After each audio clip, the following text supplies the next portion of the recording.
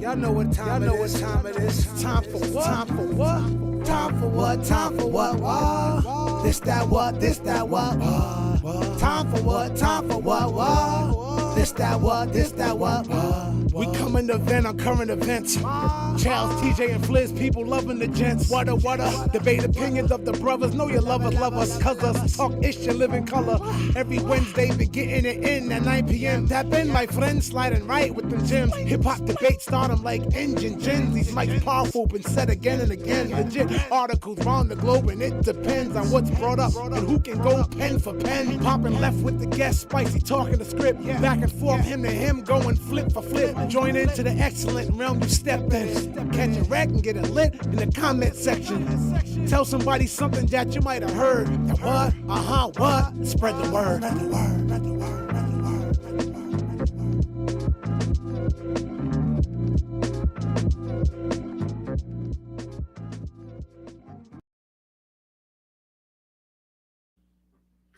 Y'all know what it is. Y'all know what it is. Yes, the sir. what? Jigga What? what? My name is Charles Brown. Right next to me is. An artist named Fliz. Right next to him is. TJ SUES was popping. We are the What Show. We are here every Wednesday at 9:15. We appreciate y'all being here. A We got a little late couple today. people in the chats already. We're going to have a great show tonight. Let me see who's in here. Villain in the building. Double shot bartender. You know what I got to do? I got to make this a little bigger so I can see this more better. Mo Better Butter. We got, let me see, MD 2020 in the building. What's popping? What's popping, See, world? yo, it's already popping already. People in the chats. Rocky McGee. Yo, if y'all can hear us, let us know. Comment, share the show. We're going to have a great show tonight because y'all know what we're going to talk about. Y'all see what the Rail in the building. Salute, Rail. We coming home. I'm coming home soon, Rail. We working I'll be on with him. I need some of the mambo sauce with the mom. chicken. We gotta get. We gotta. I get just TJ ordered some of that rail shit. sauce. I just ordered that online. Nah, I don't want to order it online until I go to DC and get it. No, the reason I ordered it was because of you kept talking about it. Yeah. I gotta try this Hey, yo, damn So you gonna stuff. try it? You can I'm make in. it too. There's a recipe. I made it before at the crib. We but I gotta still get them wanna down go. there. I We wanna gotta get go them there. down there. I I'm want the down. whole experience. There's more restaurants out there too. Dead ass. Salute to everybody in the building so far. We already getting cooking. Jessica, salute Jessica Dane in the building. Slade W in the building. We good. Everybody that caught the live, I know we're gonna get a lot of people say, I finally caught the live. We're gonna have a good live tonight because it's something I want to discuss. You know, it's always something I want to discuss. Do y'all know? Now this might trip you out, TJ. What's good? And make sure y'all sharing the show. Hold on, let's get a salute. That's what I'm doing right now. Let's get a quick toast to success to 2025 Yeah. being the year of your dreams. Word. Real said he got you. He's gonna show all that good stuff in DC. We gotta go down there for a couple days though. I need some good smoke too, by the way. Yeah, we're gonna take care of all that. We're gonna take care of all that. Listen, I want to talk about this, man, because there's been a lot of conversation about that. And yes, I want to talk about this. That record, that Sexy Songs for You record that went number one. It went number one, gang. Did y'all know it's only gonna be number one for 1 week? For real? Did y'all know that Kendrick is coming back on the chart? The very next week, it will be Kendrick that wins that number one spot. Did y'all know that? That's crazy. Kendrick is taking the Billboard back with GNX after 1 week. I find that to be amazing. I think you just want to just rub that in somebody's face. Listen, real quick, gang. you know what I'm saying? I find it to be, listen, you know me. You know where I'm riding. You know where my side at. I'm over here. Listen, K-Dot. They call me a K-Bot. They call me a K-Bot, and that's all good.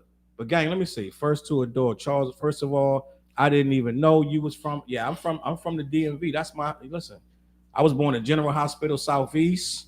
I went to Malcolm X Elementary in Southeast. Listen, this is me, gang. This is what I do. But I want to talk about this record, GNX, returning to the number one spot after the Drake fans gave me all that heat last week. I caught a lot of heat last week, gang. My brother-in-law came to my house. Guess what he wanted to hear? Give me a hug. He wanted me to put on some sexy songs for you. He said, see, you won't even play the good Drake joints. I said, I'll play Drake, but I went back to some old stuff. He's like, nah, put the new shit. I said, I don't want to hear that.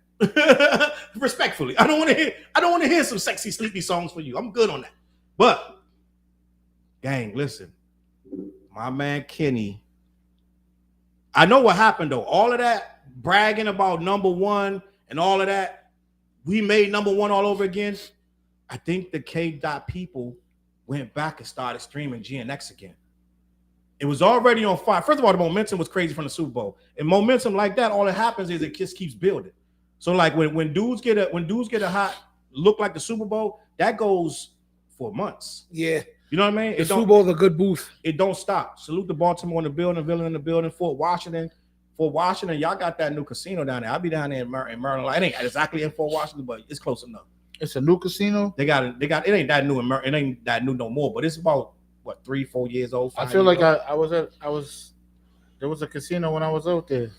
Mm-hmm. You know, my wife found a casino everywhere we go. You know, oh yeah, we was in like Miami. That? We was in Miami trying to find some food. She was like, "Oh, a casino."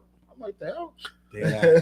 So I want to salute. First of all, I don't want to like go back and forth with these Drake. I've been on Twitter today, and I was just like, they just still slandering, gang. They still just like a dude put today. What did he write? I said, bro, you're trying too hard. He had a picture of Kendrick's wife talking about you can tell he a bitch ass nigga because something she had wrote a long time ago. They going back, gang. They slandering this dude Fliz every single week. They still slandering this dude over this battle, gang. A dude really wrote a think piece today about the word pedophile. He's like, yo, I was like, you're still doing this? We're still talking about this? Gang, it ain't that serious. Like, nobody's going around thinking this guy really diddles kids. We're not thinking that. Like, it's part of the game. It's called a diss record. They still talking about that they think Family Matters was better. Why are we still talking about this, gang? Fliz, was Family Matters better? To some people, I mean, was it the best song in the battle? Because that's still a debate. I'm not gonna lie. I don't remember all the songs. There were so many back and forth. I listened to them as they came. Yeah. And there was a few of my like, but I don't have my registry is not saying, oh, I got these 10,000 songs that battle. It was too much for me. Like after I'm one of the people who didn't enjoy this battle the way everybody else did. Fliz, just say after Not Like Us, nothing else matters. That was the winning song. No, honestly. And remember, I didn't feel that song at first. Y'all know that. I was like, I don't like this joint. I see what people like about it. And you know shout out to Compton. I didn't like. What? I said, nah, Fliz, he had to make this song. Because I know what you were feeling. Because when I first heard, I said, damn, Kitty, you ain't had to do it. But then I was like, nah, he had to. Now, I understand in hindsight, but I also blame it on what I like. We had this discussion months ago. Yeah. When it comes to battle tracks, there's a certain essence I'm used to. And this battle wasn't it for me. So I was like, I started to go, oh, they're two rappers going back and forth. But I didn't indulge in this battle the way everybody else did. I was like, oh, they're doing some shit. But I will acknowledge who the victor is. You know what it might have been, though? Because you probably wasn't waiting for it. This battle was 10 years in the making. Honestly, it was so I didn't care for it, but it's the thing that people are like was hot about. It's the hot topic in rap, right? So you got to know about it. You know what I mean? You had to. And I know what you're saying, but a person would be hard pressed to tell me this wasn't the best battle in the history of hip hop. I think it's the magnitude wise. This is the biggest. Biggest, yeah. I'll say it's the biggest battle ever in the history of rap. Period. Only thing to me coming close is Jay and Nas. This kills that. Yeah. I mean, but Jay and Nas was huge. Because it was big. No, I'll say Jay and Nas was huge in the realm of rap. Kendrick Lamar's freaking Day Not Like Us is on Saturday Night Live. Yeah, no. It's the Oscars. Hold up. Hey, did you see? There was somebody that got married and they walked. Yeah, I saw that. And it's yeah. But you know what? He did the new joint. He did the joint from the Super Bowl. You really about to do it? Yeah. Nah, that's Miss Wills in the building. Salute.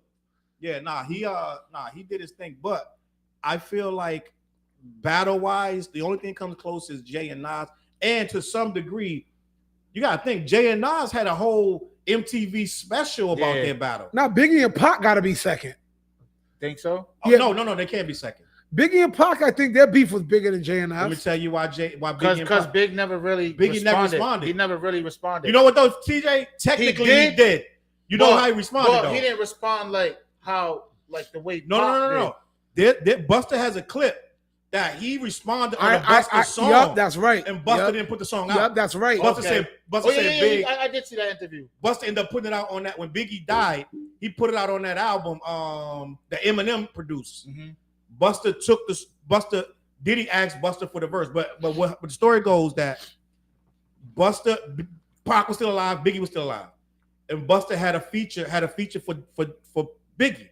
Mm-hmm. Biggie went in the booth, laid this crazy ass verse, and Busta was friends with both of them. He said, Biggie, I can't put this out.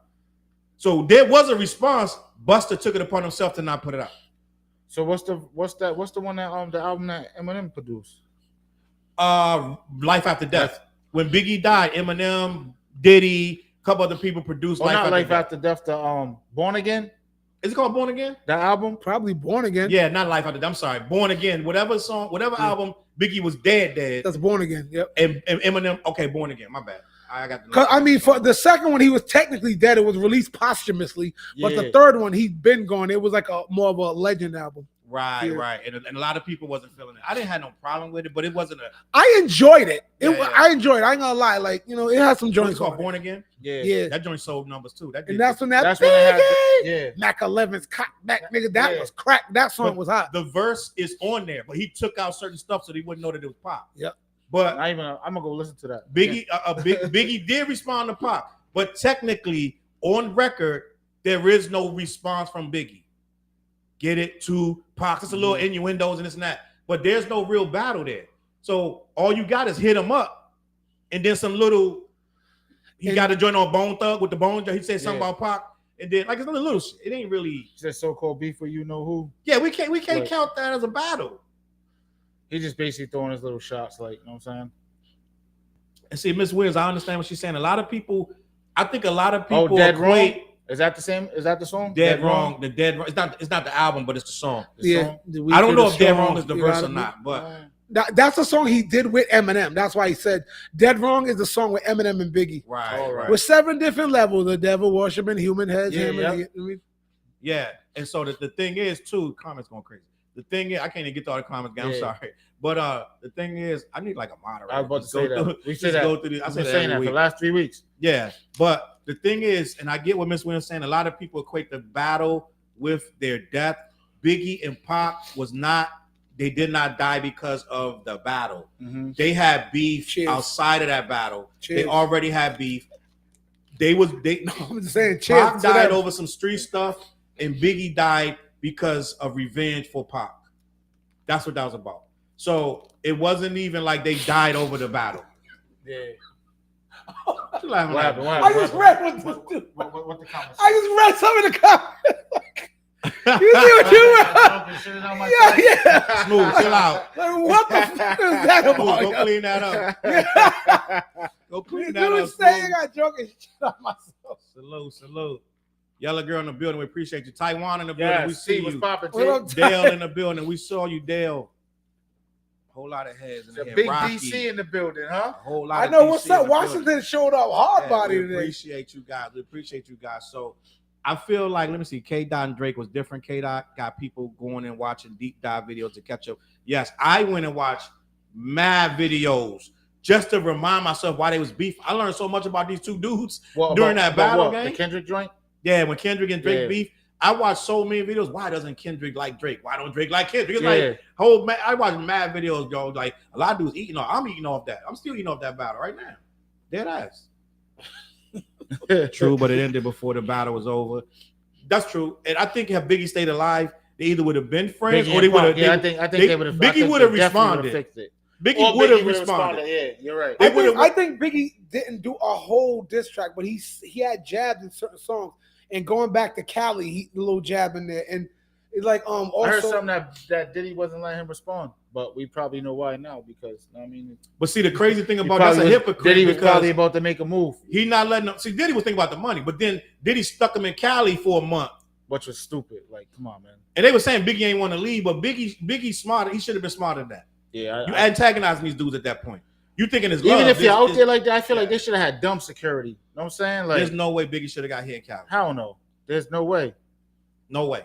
And somebody should have been on the side, security, low key, bro. It's mad stories of how New York dudes was out there and they would link up and tell each other, "Yo, watch your back." Da, da, da. So I don't know, man.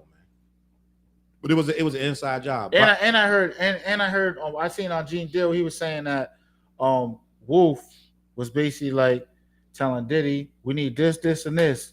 I'll come out there with a bus, with 2 bus full of Brooklyn niggas to hold shit down. Mm-hmm. And Diddy ain't want that's what Diddy was thinking he didn't want to draw attention and this. He didn't want to pay for shit. But yo, bro, this is in the middle of a war. Pop dead.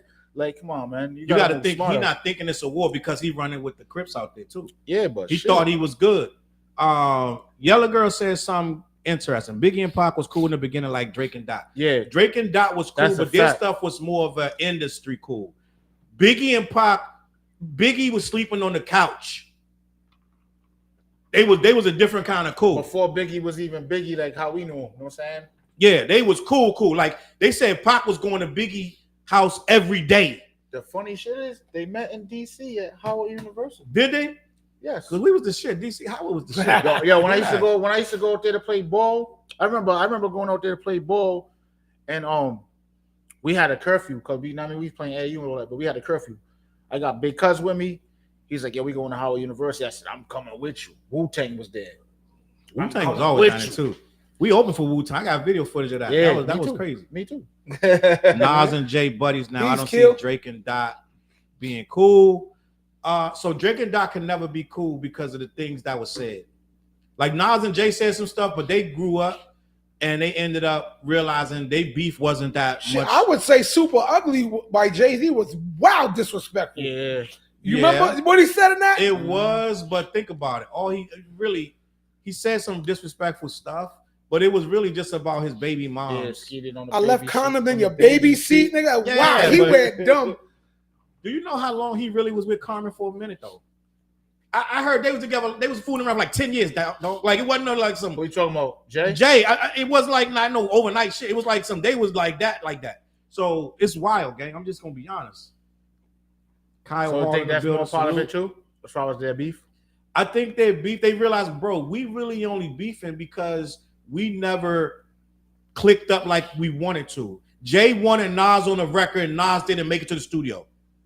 Nas did that. Was that for the what's the sample? Dead Presidents. Yeah, was that? I think Nas might have supposed to be on that, or no, I don't know what song he's supposed to be on. But Nas didn't make it to the studio. Jay thought he was playing with him, so then that began a whole thing. Or was he supposed to be in the video because they used the sample? I don't know. But I remember I just heard today that I was watching a clip that 50 Cent and Supreme beef started on the block when Preem came. Yeah.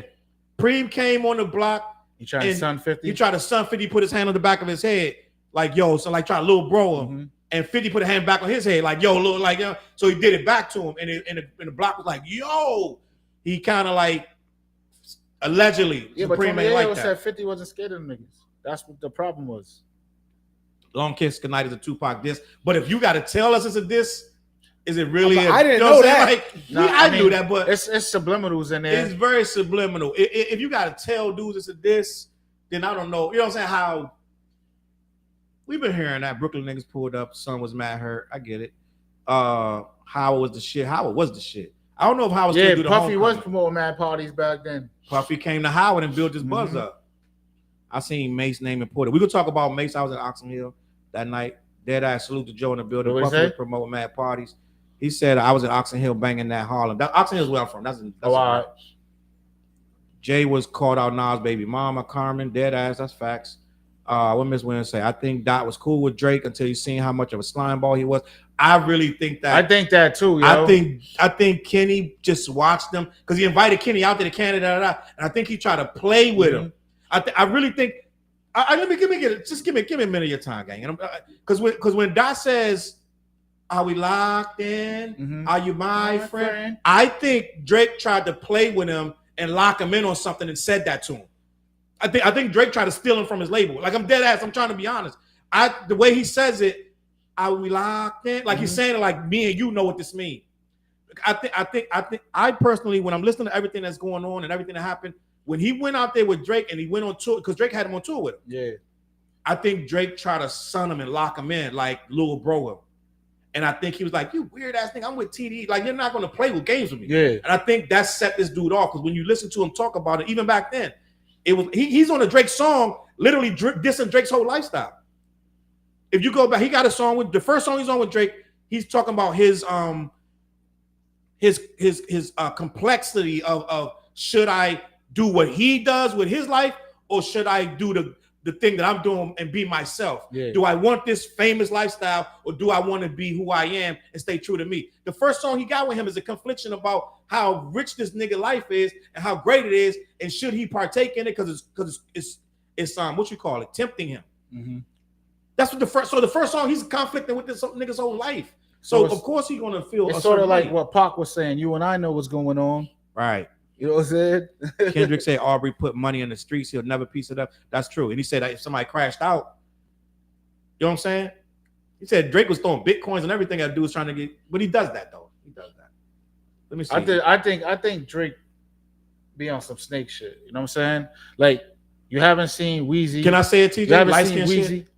I mean that's cool. That's cool. You know what I'm saying? But I'm saying like people hate when I say that. But at the same time, it's like you haven't seen Weezy around him, right? You haven't seen Nicki around him. Lil Wayne's running around with the Hot Boys again. And why haven't you seen Drake at these concerts? You haven't even seen Nicki at these concerts too. But what I'm saying is like something's going on behind the scenes. There's something going on behind the scenes. Something happened. But I also think Drake might feel like, let's just be honest, Drake is low key. You think he's bigger? He's above them. Low key. Right now, what you think a verse from 21 Savage is bigger than a verse from Wayne right now? I'm just gonna be honest. Now 21. It's gonna get attention because like Wayne just killed that what's my guy, the little young dude, he with the tennis player. Cordain. Lil Wayne just killed the Cordain joint, but we didn't expect that. Like Fliz, if I say Fliz, that joint was hot. $100 tough too. Wayne Greer to kill this Cordain joint. Huh? Would have took that bet? Oh yeah, I'm a Wayne fan. You thought Wayne was gonna kill that joint? I won't cut Wayne out either. I am a Wayne fan. I won't cut Wayne out. I am not the one to ask that question. I think Wayne bodies tracks. That's who I am. I mean, so I'm like, you can't ask me something. I'm not gonna ever say. I agree. I'm never gonna say Lil Wayne's gonna drop something Wayne whack. Too. Not saying he's gonna drop something whack, but killing it is different. That's different. Oh, Wayne kills at this point tracks. In the game, and I love Wayne's last album. I'm one of the people saying Wayne's last album was fire. I'm that dude. I'm gonna get them as karma. 88 because that's basically business. You know what I'm saying? Let me see what we talking about. I think Lil Wayne don't mess with Drake anymore, but don't make it public because he's still eating off Drake's music. That's a fact. Lil Wayne hasn't messed with Drake for about 6-7 years. I'm just gonna be honest. They haven't done nothing together. But Wayne told him in the beginning, he said, do not change. Mm-hmm. He said, don't change who you are. Do not become what these dudes did. And what's the first thing he did, please? Not the first thing, the third thing he did. He tried to turn into every dude in Atlanta. Mm-hmm. Acting like he's this and I like Drake with the melodies. I don't like Drake when he acts up. Yeah, I'm a Drake fan. I'm the old school Drake fan, not the new. I don't, you know how I am. You know what I mean? I like that old shit. Remember when Hot 106 brought Drake out here? Back when? How long ago? We talking when about? He Peacock Drake? Yeah. And he did 2 shows. He did the show at the college? And he came. He came to the hood. He came to my hood. Yeah, he was and John Hope, and he was real timid. I'm just saying. I believe that, though. I'm just saying. It's facts, though. Let me I want to hear what Easy said, because Easy said something. Easy Mo Cannon. He said Drake thinks both Wayne and Nicki are losers. Drake thinks Ak is a loser too. Drake does. I think Drake thinks he's above them at this point. Mm-hmm. He's been treating Nicki like shit for like 5, 6, 7 years. He went and did a song with Lotto, who's her mortal enemy right now. What that mean? No loyalty. Drake has no loyalty, bro. Because he doesn't care. He's bigger than you. He's bigger than everybody. That's why Kendrick humbled him, though. Let's just be honest. Mm-hmm. Nobody in the industry could have humbled him but Kendrick. Kendrick got the numbers he got. I know a lot of people forget that. Dan beat CLB. Dan beat a lot of records that he had. So a lot of people forget that because Kendrick don't drop every year. His whole thing isn't I'm going to constantly drop. And people try to say, oh, he don't da-da-da-da-da. But Drake is a loser too. Kendrick is a waking being. That's a fact. C. Miles, you're right. Shanita in the building. Busted on the beat. Wayne always kills his features. It's the performance that's not up to par. Do we always kill his features? I think Lil Wayne's an absolute alien on tracks. I felt that he should have that DJ Khaled joint. I say it again. You gotta use the auto tune, is what you said. Once I get past Jay's verse, I gotta listen to Jay's verse 10 times. Then I go back to Wayne. I realize Wayne killed it, but he shouldn't have put the auto tune on it. That's an out of touch Wayne. He didn't need it. But you know what it was? Rick Ross didn't use auto tune. He didn't, but Jay went so crazy that was like the biggest thing. Like Jay went stupid on that shit, yo. Wayne has cooked here on the festival and block party level. He gonna be on tour with 5 Heartbeats. That's what he said. The 5 Heartbeats. 5 Heartbeats and boys today. I'm about to get it. He said, "You want my spot flash? Raindrops should fall." I still got it. It's new, y'all. Come on, man. You doing weird like that? And he came, bro. Oh my God, come on. Nice. I wish that come on, yo. Nights like this. I wish that raindrops would fall. He got the old suit on. All right, stupid. Come on, right? Don't do that. That scene was sad. Don't do it to him, yo. That's one of my favorite movies, bro. But yeah, don't do it to him. Classic. Classic. One of the best movies ever. I'm gonna go watch it again now. Every couple of months we talk about it. Yo, bro, look, yo. Hey, yo, but you know what? Hold up. What's some boy's name? He just sampled it. Damn, young boy from down south, yo. That joint smacks. It got the what's the I got nothing but love for you, baby. Yo, that joint smacks. I forgot homeboy's name, yo. I feel like if you black, you have to know that movie. Anybody out there that don't know what anybody in the chat know that song? The movie is called The 5 Heartbeats. If you've never watched The 5 Heartbeats, when this show ends, I'm sure it's on YouTube or I'm sure it's on Tubi or something. It's on Tubi. Go watch The 5 Heartbeats. And you got 5 movies you need to watch, and that's one of them. I'm gonna name another 5. Color Purple, The Wiz, the old Color Purple, Coolie High. Y'all gotta watch Coolie High. And House Party. All right, that's cool. You gotta watch them 5 movies. Then you can talk to us. You can't sit with us until you watch them 5 movies. Just gonna be honest. It's a little dead ass. Hold on, wait. You forgot a big one. Whoa. Friday.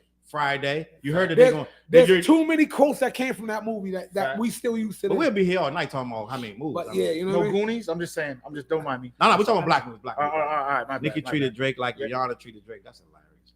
Wow. We blaming Nicki? No, I think Drake was out of pocket. I was one of them dudes who so many people came at me so tough because I was also a Nicki defender. I loved Nicki's first 2 albums, bro. Everybody was on me for that. I'm not mad like at Nicki, yo. People don't understand. Like that's when Nicki was spitting, though. Yeah, Nicki she was. And MySpace, not Facebook. Before Facebook, in the comments right now. MySpace, Nicki Minaj was an animal. I saw your Bronchies. He said, "Did we see Birdman nodding off on stage?" I saw. No, they said he wasn't nodding off. They said he was reading the teleprompter thing.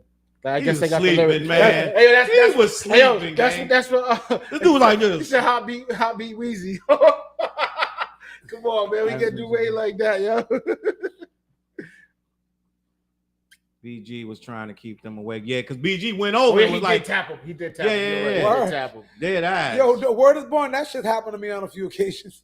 Fliz was at one of the shows we were doing about a 2 years ago. Fliz got what happened to you, Fliz? You got hot. You started like you got. I was on tired. Sick shit. I'm saying I ain't gonna lie, but no, at multiple shows throughout the years. Right.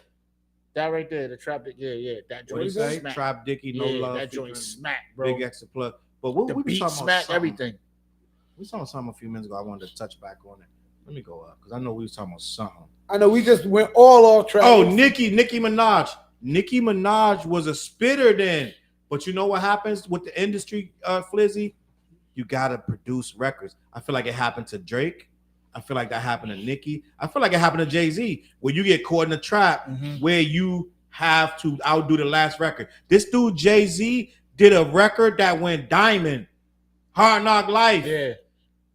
It's no coming back from that. You're chasing that right. again. Guess he came back with another one. He tried to use that same because what was it a Mark 45 King? Now he did the Oliver Twist joint after that. But risk everything for you, man. That didn't hit like that. Yep. But they was chasing it. And I think it was either Mark 45 King. One of them bought that all of the acapellas from that British play or whatever it was, because that Annie and all that. Yeah. So they start going to that. They start going to that well, and then Jay was chasing that. dudes start chasing. I think that's what happened to Nicki. She started chasing hits, and then we get Anaconda and shit like that. Yeah. You know what I'm saying? So it's like, no, I think also this is just speculation. I don't know this. I'm not gonna act like I do know, but I felt like a lot of artists, especially like people like Nicki, her being a female rapper, she started falling victim to I gotta be a hoe. Like, you know, because the whole phase of female rap came through and everything was like, you know, the Anaconda, but then the Starships wasn't really part of your management because Scarlett is starting to do that too. Scarlett from New York. I think all girls form I gotta be sexy. Like, you know Scarlett, what I mean? And it ain't working for Scarlett. I'm just gonna be honest. And I was rooting for Scarlett, but I'm not gonna tell her to not do it, because they're giving her every time she tried to just I think they're trying to find the record. They're trying to find what it is with her. But what we wanted is what we got. She was the female DMX, and just come with that. But the label's not gonna. They're gonna twist you. But you know what's crazy? D from Rough Riders was with her at the show when I did the show with him. Yeah, but he only got so much input. And I think the SUES signed her. I don't know if SUES signed her. And let's just be honest. You can be sexy, but them pictures got to be right. You can't just do anything. You know what I'm saying? Like you gotta the pictures you upload and put out for public consumption. They gotta be right. Yep. Yo, you know who's some of the pictures ain't right. You know who's rapping right now? Female wise, Glorilla. Glorilla's. I've been hearing a lot of people say Glorilla's on the different. Bro. I gotta give her a shot and hear that now. Nah, for real, she's rapping and it's like I think she's about to go on tour. I've been seeing them pictures. She's getting that body right. She is. She getting that body right. She putting them rice and beans on. Mm-hmm. I get it. It is what it is. I don't think she lives in Memphis. I feel like she said she moved to Atlanta. Oh, she did? I feel like I heard that in one of her interviews.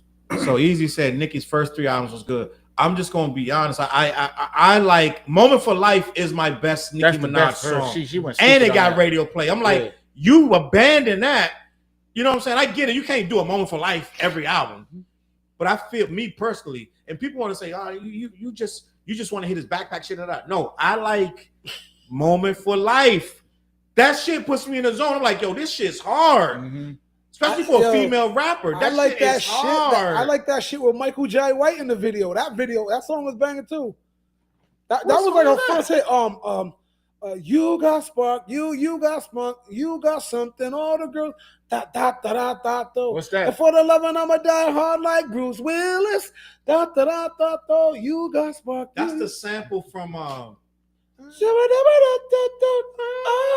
That song was banging, yo. I ain't gonna lie, that shit was crack. You know, Michael J. White was the love interest in the video. Yes, that was a good track. But you know what it was, Fliz? I think a lot of females turned on Nicki in the beginning too. Because remember, by the time she dropped that monster verse, chicks was like, I'm sick of her. Yeah. Be honest, Fliz. No, chicks was sick of her. At that time, it was her and nobody else. At the time when Nicki took over female rap, there wasn't another female for 30 miles of rap. Period. It was her and nobody. It was all right. What you gonna do? This is what we got. That's true, but she was out rapping a lot of dudes. Yeah, she was out rapping niggas. She was out rapping a lot of dudes, and the industry keeps it like that. They're like, if somebody else come in, they're gonna have to fight her for the industry. She got to think she's on Atlantic Records. They gatekeeping shit. Mm-hmm. They don't want nobody. So they was actively pushing females out for 10 years. They was actively keeping females out of this game. So it is what it is, please. I mean, you know, it is what it is. No, I was a Nicki fan, bro. Like I didn't like all the Starships. Nicki fell off when she married Homeboy. No, I didn't like Starships are meant to fly, but I respect Starships. I can see where she went with it.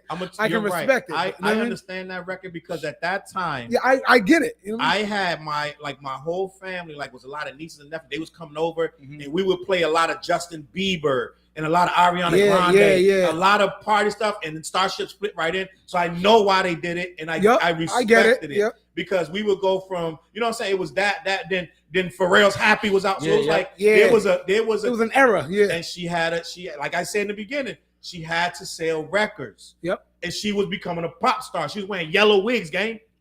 Fact. So she had to be a pop star. So the reason she was doing Starships and that she wasn't competing with the Locks no more. She competing with Ariana Grande, Sia, Taylor Swift, Britney Spears. She competing with pop stars. So when you get to that level, like how do you keep your, you know what I mean? like keep everything level to being true to who you are. Like you can't. If you're gonna go pop and rap, you can't. Unless you do what Nas did, or you do what Jay ended up falling back and left. You gotta switch sides every few records. You gotta make a certain. You gotta remind them like, oh, I can still bust you in the mouth. You know, like straight up. Me personally, I don't like that remind me shit. Like I don't fucking. You is or you ain't. I don't like that remind me. I know what you're saying, Fliz, and I get it, but don't remind me of shit. You a spitter or you ain't. That's why Drake with real rappers he struggles. You know what I mean? Because you gonna give us 4 singing joints. Then like the last album, what was it, For All the Dogs? Then he put the 6 songs at the end. No, was it that? For All the Dogs. Then he put the 6 songs at the end. He re-released it with the 6 rap songs at the end. It was like the deluxe package or whatever. Called it what was that joint called? What was that joint called, Fliz? You know what I'm talking about. I don't know. He renamed it once he dropped it. Oh my god. I have no idea, bro. Something Part 3. Oh man, I'm bugging out. I hate when I drop, but listen, Nicki took Lil Kim's entire social security card. Yeah, low key, my bad, bakery. Salute to my bad bakery. But at the same time, and I'm just going to be honest, they treated that girl rough when she came in. She tried. Don't kill the messenger. She tried to be Nicki, Lil Kim's friend. Just gonna be honest. She did. She tried to be nice, Lil Kim, and I know it's a hate. You're supposed to hate Nicki. I get it, but she tried to be Lil Kim's friend, and it didn't work out. So they changed her. She had to roll the industry. She wasn't no Nicki no more. She had this just like Drake. What do you say? Your idols become rivals. I bet you Drake never thought he would be beefing with Kanye West and Jay-Z. Before that, he beefing with the Clips and then beefing with Common. Like all them cats. He had like smoke with a lot of the legends. And that's another one, Foxy Brown. Foxy Brown was a female fighting for relevancy. But Foxy Brown had some big records, let's be honest. But Nicki Minaj and Foxy are cool. Nicki brought her out on stage. Yeah, she did. Now, probably just antagonize Little Kim. Thank you. No, I get it. Honest, just to piss Little Kim off. Yeah, come on. Let's be honest.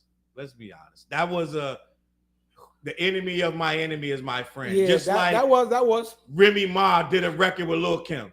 Like, come on. I didn't know they did a record. You just. Yeah, they had a big record about 4 or 5. Yeah, they did. It might have been 5-6 years ago. Word? I've never heard that record, bro. Remy Ma had the bodysuit. Before we knew that Remy Ma was like, do I need to bring this up? I thought Remy Ma was legit, and she low key did my man Pap dirty, dead ass. Lady Lovely in the building. I love when Lady Lovely come through. The $25 super chat. We appreciate you. Oh, hey, LA love. I'm trying to get to LA too. I went need to to LA smoke on last some year. Marathon OG. I need a Marathon burger. No sense. I went to LA, went to No Jumper, then went to IHOP right after, and then drove back to Vegas. You went to LA to go to IHOP? No, I know it's crazy. But listen, on, man. From Vegas, you did IHOP? I'm like, what's that about? Listen, you could at least went to Homeboy, the fry guy with the pizza box with all the. But I told you, No Jumper is not in downtown LA. It's in an industrial park in the outskirts of LA. It's not. So you went to the first thing you saw. So I was like, it's an IHOP, right? It's the IHOP for 5 minutes down the street. We went there. I'm like, I don't want to end up in no motherfucking Waffle House. You know what I mean? I said, we're not going to Waffle House on no weird shit. We're gonna go somewhere, a franchise. We're gonna end up at. I'm gonna go to IHOP, and then we're gonna head back to Denny's and shit. Lovely lady, all the way to LA. You went to Denny's. There's mad food out there, bro. Don't disrespect IHOP like that. He went to LA to get a McGriddle and shit. I did IHOP when I was in Atlanta too. It was just on the Humbug late night. That was the thing that we seen that was open. Nope, not done. And I don't. Let's be clear. I don't do IHOP like that. I'm always finding new place. Like if you go down my timeline or you go on my Google, I have a Google my Google Maps. I have a page, and I put all of I put stuff that I don't put nowhere else. I put it on there. So I'm not just like I don't be going to IHOP, nigga. I go to some real like shit. That's what's up. That's what's up. Yep. So we eat like how you eat. I know, right? That's one thing I love about your eating habits, man. We go out to eat. We eat, bro. Lady Les is one of our biggest supporters. I want y'all. Yes, to yeah. She needs to be moderated. Yo, we love y'all. That ass. Word. Let me see. Google in the building. Your Love was herbally mixed and went hard. Nicki only rapper that smoked Eminem on a joint. Let's not do that. No. Like, Let's not do that. No, I say there's three. There's three what's rappers. Song? What's the song? Monster, right? The Monster. Was it Monster? She wasn't. He wasn't on Monster. Nicki. She done got a song, but no, that was actually a hip hop chat and a debate. That Nicki Minaj, her verse on that song, he did not kill her. Like, there's only certain rappers who, like, Eminem is held so high, and sometimes I think overly high. But I hold him in the top 10 period. Wait, I'm not gonna lie. That was one of her best verses. Shanita said Nicki said she hated Starship. Nicki got a couple songs that she hates. But I'm like, see, that's what I'm talking about, Fliz. But they're an artist, they have big records, though. I'm not gonna keep releasing stuff I hate, but Nicki will do that. She get mad touchy about Anaconda when anybody. If I go right now and I text her about Anaconda, this chick like she in my phone, I hit her. No, if I text about Anaconda, she gonna get mad. She'll block me for 3 days. Like, yo, listen, you put that out, I didn't. I like the video though. I can watch that. I didn't like nothing about Anaconda. I prefer Boys to Men. You don't know how to watch. You don't know how to watch Anaconda. You mute it. No, you yes. Mute it. You don't even listen to it. You just watch it. You mute it. I was like, wow. I was like, this song is, to me, I was like, this song really isn't that enjoyable to me. But and it's me as a Nicki fan, I've always defended Nicki to a lot of people who thought another conversation I had with some people. I noticed, like, in hip hop and rap, people will choose who they like and give them a pass for the same shit they hate from another person. That's true. That be because we hated Ja Rule and then 50 came and did the same thing. But I was saying this, right? And check this out. You have rappers who people hated Nicki Minaj. You know what the big hating point people had for? I hear she changes the voice and all that shit, right? What's that shit, man? Julio? You know it. You know it. Content. Shorty told me not to get crazy. I'm not gonna get crazy. But yeah, so she changed. Then you got all kinds of other rappers who changes their voice, and it's not even an issue. What you talking about? Oh, you talking about everybody? You know how when I'm like, yo, how come when everyone else does it, it's an art? It's artistic. A lot of people hated Nicki for changing her voice up, and I told you my brother-in-law who loves Drake, he can't stand how Kendrick does it. I hate how he changes. How he's doing that with his voice. Good example, like, yo, I know mad people that I hate how he does that nasally shit, too, and he does that. Kendrick going to that whiny kind of voice. Me, I'm like, hey, that's art, bro. Like that's how you can't. Why you want to just sound like one monotone thing all the time, you know?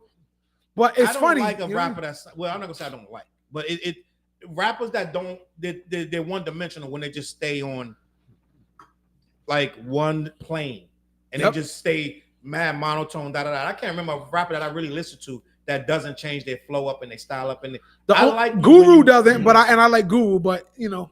Guru was he was doing that back then. Swordsmith though. Let's not do that, Flizzy. I know what you mean, but Guru words sliced through his monotoneness. He was a very good wordsmith. The beats always matched his voice, and he knew how to project when he needed. Guru was a wordsmith, so he didn't need to do a lot of voices and shit. Doechie's the female rapper with all things package deal. I like Doechii. Matter of fact, I gotta go listen to some more Doechii. Nicki should have never dumped on Lil Kim. She would have linked up with Kim and other female artists. It's touchy because some people say Nicki went at Kim. Some people say Kim rejected Nicki when Nicki extended her arm to be her friend. I don't know. I don't remember. I don't even remember right now.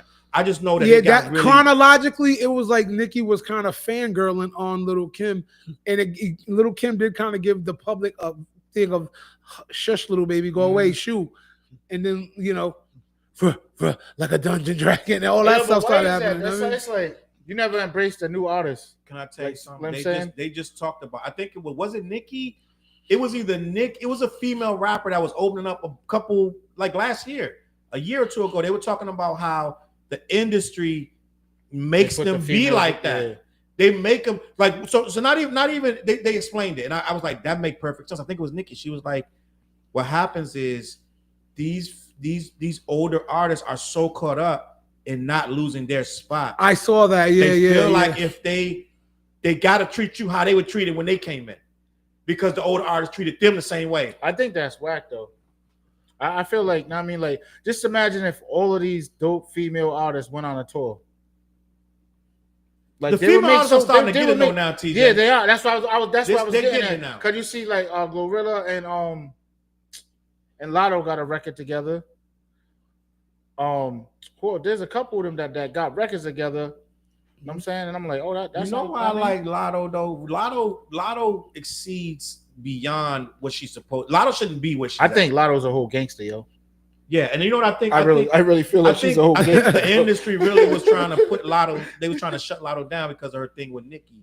And I think Lotto. I like how Lotto was like, you know what? I'm tired of this.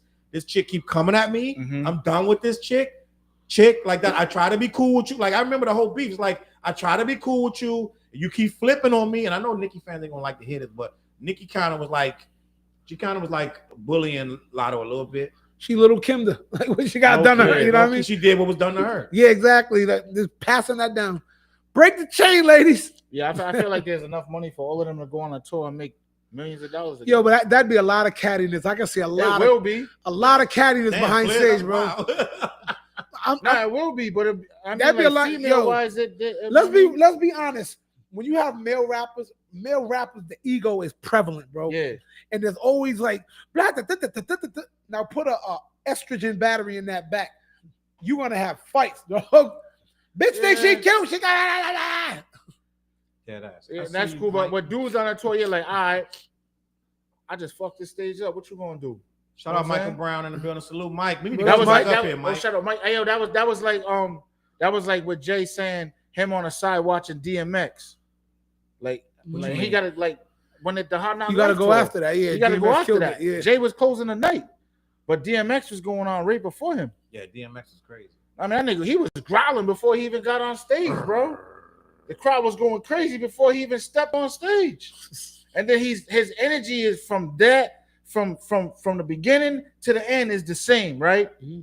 And then they said he go on the side of the stage and have an asthma attack.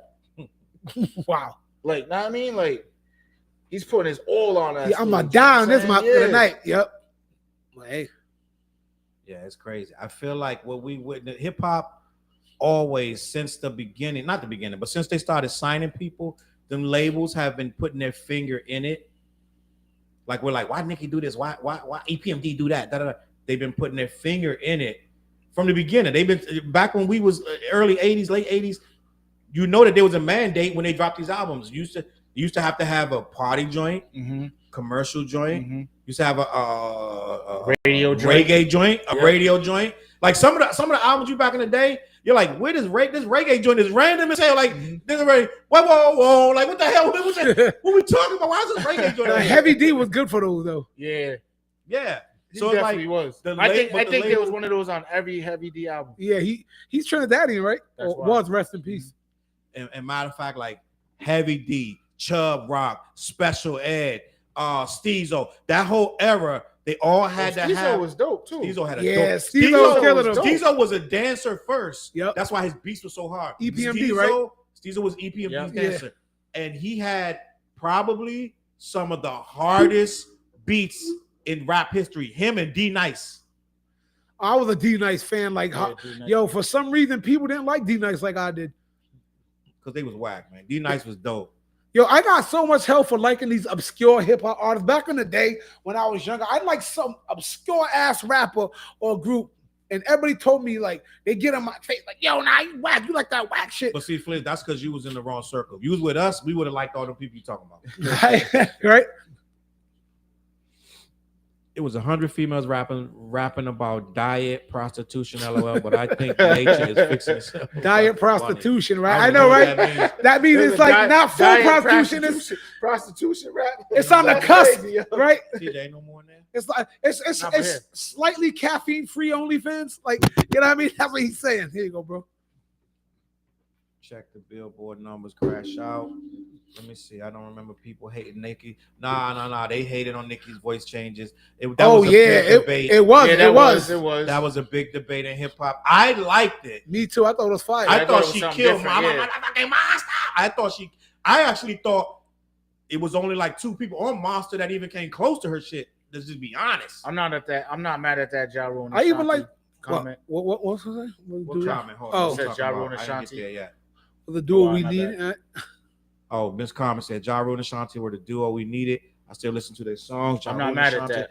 I think we said something earlier about singing. We were talking about singing, and 50 Cent was singing.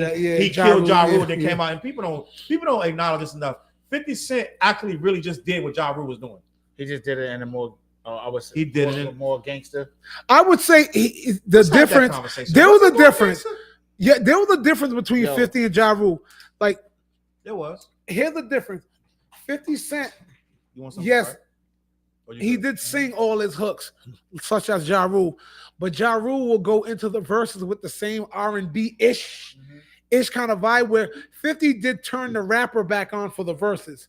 You know what I mean? Yeah. So I think that was the difference. Like 50 went from I'm singing, he's charismatic, he got cadences, the earworms, but then it's like, all right, verse, I'm rapping on your ass now, you know? But I think 21 Questions was the only one that he fully like. Yeah, that was fully Ja Rule. 21 Questions was a Ja Rule-ish song. It really was. You think that was more of a being in the studio and Dr. Dre saying, nah, keep going. Like, you know what I'm saying? Can I be honest though, and I'm just gonna be honest, and I know a lot of people felt like me.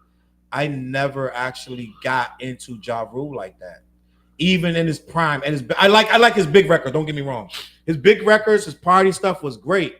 But as far as like on the level of just rapping, I never considered him in that top 50 rappers. I just never 100 rappers.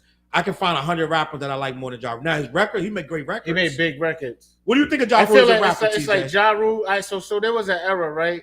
In that time, like I feel like it was like as far as like new artists, like you had a Ja Rule's album.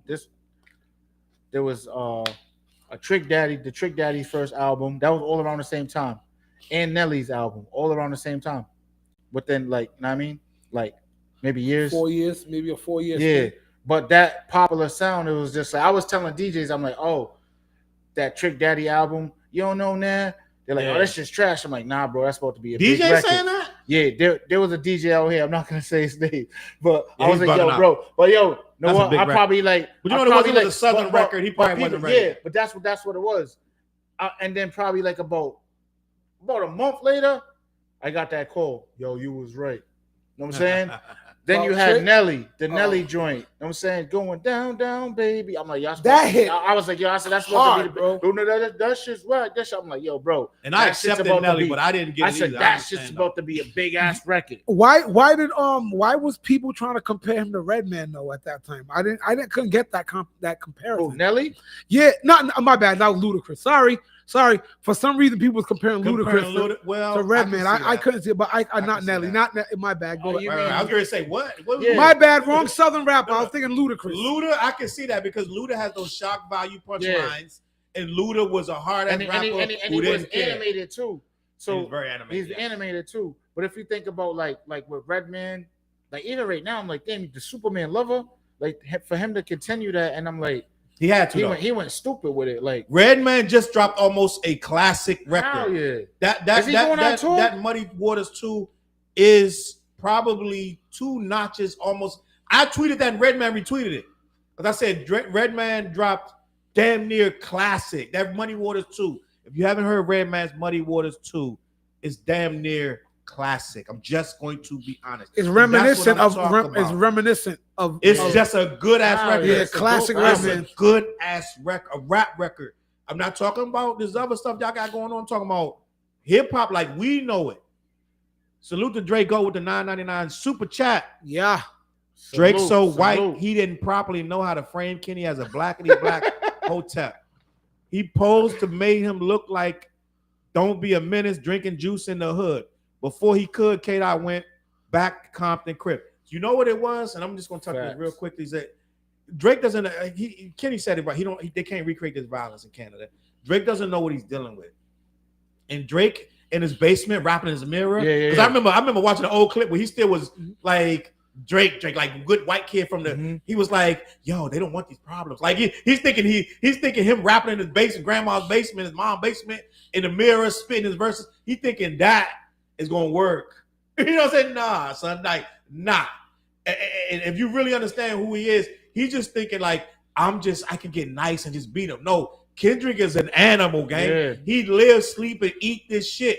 He doesn't care. He has no allegiance to nothing. You have corporate sponsors. You were not ready to go as far as he was. I say it all the time. Kendrick would still be battling you right now. He would have went a year battling you. You would have never done that. He's like, I'm recording this right now in a trap kitchen. He told you he had 10 records ready. People don't understand. This dude was locked in. He was like, nigga, he's like when you play basketball and when a nigga coming out, you like this. When a nigga with the point guy coming down, you're like, he's not gonna cross, he's not gonna go around. He's just like he's locked in. He's lifting his shorts up, getting ready. He lifting his shorts. He like this with you. He ready to ball. I think Drake was like, I'm gonna ball just enough. If I get to the hoop, I'm gonna shoot. If I don't, I'm gonna pass. This nigga's like, no, I'm going. He's like, your left hand is weak. I'm bringing you to your left side. All defense. Dead ass. And I don't think Drake is ready. He's prepared for what Kenny's insane. Like, if you really understand what this nigga's insane, gang. Like, I'm just gonna be honest. This dude's like he would have fought this nigga for a year. Salute to the super chat, Drake. I hope we answered the question. I appreciate you. Oh, Tina Plummer's back in the building. $50. Salute. We appreciate you checking in from Philly. We need like a horn, like a right. You know what I'm saying? Remember, you used to have the sound effects of the thing, remember? That was the old show. Yeah. That's right. Everything in the old show is over. But we got a new show. show. We need some type of sound, a bag drop or something. I don't know. Salute to Tina Plummer in the building. I was wondering, like, where Tina been? But Prince brought me to Kendrick, the connection, that music. I believe Prince and Kendrick are kindred spirits. I can really see them dudes being like, I see them being very similar. I'm just gonna be honest, and I don't have no problem with saying that. With him saying that Prince outlived Mike Jack, and Prince. I remember the morning Prince died, gang. I was like, what? It's like unbelievable to hear something like that, right? First of all, when Mike died, I was flipping the channels. I was say that. I think CNN was the last channel. Every channel that reported him, they said it's official. I said, click. I was flipping channels to find every channel that said he was trying to hear it, right? I would say he's still alive. Any channel that was saying it wasn't confirmed, I stayed he's about to moonwalk right now. I think I went through 15 channels, gang. I was like, Bob, and I think CNN was the last channel to declare Mike. They were still like, we're unconfirmed that Mike. I'm leaving here. I'm gonna leave it here because Mike's still alive. Mm-hmm. I like, listen, but then Prince, I think it was in the morning I found out because he was on his own private jet and yada yada. And I used to watch Today's Show and Tamara Hall. Long story short, Tamara Hall was very close to Prince, and they broke the news, and she was like a mess. But yeah, salute to Prince and Kendrick. Respect us. Salute to Tina Plummer, always being there for us. We appreciate you. Salute, gang. It is what it is. So listen, I wanna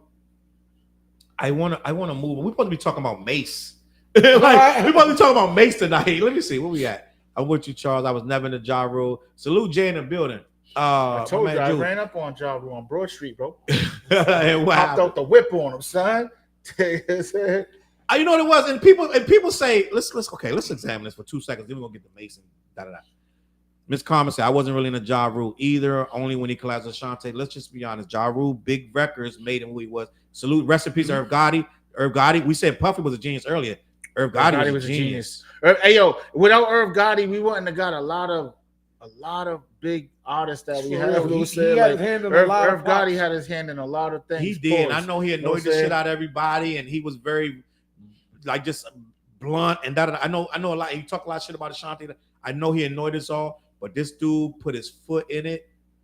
And that Murder Inc. And I know we like to laugh at Murder Inc. and say, y'all motherfuckers, I lost to 50. I know we get that. I don't laugh at that. But there's a lot of people that I always respected all them rappers, man. Like I never bought into that aspect of hip hop that you got to flip flop sides, or just because that's one of the hip hop aspects I never liked. I'll be honest with you. I like Ja Rule. I am gonna front that. I like everybody had Ja Rule first album. You had to have that Ja Rule first album. That was a big album. Vinny Vetti. Yeah. Vinny Becky. Becky. Yeah, say it 3 times. We came, we saw, we conquered. I believe that's what it stood for in Italian. Yeah. Vinny Becky. But yo, that album, like, it was just a dope setup. Like, just think about it, right? Holla holla. Holla, right? holla. Boom. Yeah. It's the Hard Knock Life tour. This is why you think this is Irv Gotti's mind, bro. It's the Hard Knock Life tour, right? You got DMX, Jay-Z, Ja Rule's on the tour, Beanie Siegel, right? You got all these stars, right? All on one set, right? We're gonna put a pin in that. I'm gonna come back. Plus, Ja Rule, DMX, and Jay-Z was supposed to be a group. That was an Irv Gotti. It was called what was the group supposed to be called? I can't remember. Oh, I forgot. Hold on. But just think about it though, right? Because Jay didn't do it. Jay didn't, but nah, there was 10. It's just Jay and It DMX. was DMX with Ja Rule too and all of that. But yo, Because he but thought at he the end of the day, still in style. But at the end of the day, right? What's the song Ja was on? I mean, in the middle of the set, Jay-Z brings Ja out, right? On his set. They got what's the song they had together? There was a song, right? Jay-Z and Ja Rule, or was it or he's bringing him out to do Holla Holla, right? In the middle of his set. Okay. On the biggest tour. That's Irv Gotti. Irv Gotti was in the Def Jam office. He said that he put the play together. All right. You know what I mean? The Rockefeller, the Rough Riders, all of that is Irv Gotti's behind a lot of that. Yep. You know what I'm saying? So you got to respect that, bro. No, I respect. Every time I heard anything about like Irv Gotti or any kind of rappers talk about him, it's like, damn, he had his hand in that too. He had his hand because I think Irv Gotti being on the Ja Rule side of the battle, people wanted to discredit him and forget about him. Mm-hmm. And that's the side of hip hop I hate. It's like, nah. Hold on. Say it can't again, limit- please. I'm sorry, I missed it. I think because Irv Gotti was on the Ja Rule side of the battle, people kind of lumped him in with some we could forget. He's not with the winning side. You know what I mean? Or because 50 Cent was so powerful of an entity, people just kind of, you know. But now Irv Gotti he had a piece of hip hop, bro. So I just looked it up. They were supposed to be called Murder Inc. Ja Rule, Jay, and X were supposed to be a group called Murder Inc. itself. All right. That's crazy. A lot of people didn't want Irv Gotti to name that label Murder Inc. They thought it was doing too much, but it worked. It did work. Remember Nas got down with Murder Inc. for a quick little while. Flair's like everybody. Flair's no hip hop, bro. He don't like fat rappers. Yeah. I fucking hate that. Yes. No, name 3 fat rappers I don't like. Okay. Name 3. Let me see. You hate E40. That's the only rapper I don't really feel, and I don't hate the dude. I don't like that style. Jug, Fliz don't like E40. No, you said somebody last week. We can't bring Fliz to the bay. Yeah, we can't. No, I like Hammer. So you're safe. It's even. I got that. It's even. But Infinity Jug, I don't like everybody. It's just that I don't express hate the same way.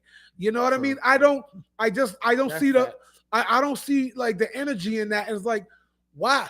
It ain't hate. What Common tell you, Fliz? He said, just because I don't like it, don't mean I'm hating. That's what I'm saying. I can express something I don't like, but I'm not gonna totally dig in on like, you know what else I hate that motherfucker? You know what I mean? I'm just gonna be like, nah, I don't like this said because that perfectly. He said, if I don't like it, I don't like it. It don't mean and I'm I hating. agree. You know what? I didn't like for instance, I wasn't with E40 Early Cash Money. I wasn't with Early Cash Money. I wasn't with Early Cash Money records. Bro, not gonna lie. All right. So hold up. That was part of the. So even the Cash Money, that Cash Money, the Ja Rule, Early Cash Money, I wasn't with. And the Nelly joint. Yo, that's what we had in the rip. That's what we was riding around to. No, I respect it, but I didn't like even So I understand how iconic. I understand how iconic it was. What's that one song they had that that's song the they were all on? Joint, bro. No, there was a song they was all on, and I'm not gonna lie, I think Lil Wayne was like a kid, but he had the best verse on it. That's that verse. I be in all black sometimes, hopping out of trees in camouflage. Oh, damn, I forgot the rest of it. But yo, that was on the 400 Degrees album. Right. But yeah, so in that era, I was never like, them niggas whack. I'm like, I just don't feel it. So I feel, and that was the era Common was talking that shit. You know, I'm like, I kind of feel him on that, but I don't like everything. Common was a backpacker, like Mad Petty back then. So he hated a lot of commercial stuff, but he grew up and He changed on us, but back then we was hating. We didn't like nothing. That we was hating a lot of. Man, I'm just gonna be honest. First of all, I can't say nothing bad about Common. He's one of my favorite rappers. I love Common, bro. So what's Mase talking about? So everybody in the comments talking about Mase because we got Mase in the title, and I'm going to explain why we got Mase in the title before we talk about the Jay-Z case. I want to keep having some fun. Mase says that in his prime, when he first came out, and we're gonna have this debate because everybody already talking about Mase in the chat. Serious. Mase said he was hotter than Drake when Drake first came out. And that is a fact. I can't argue with that.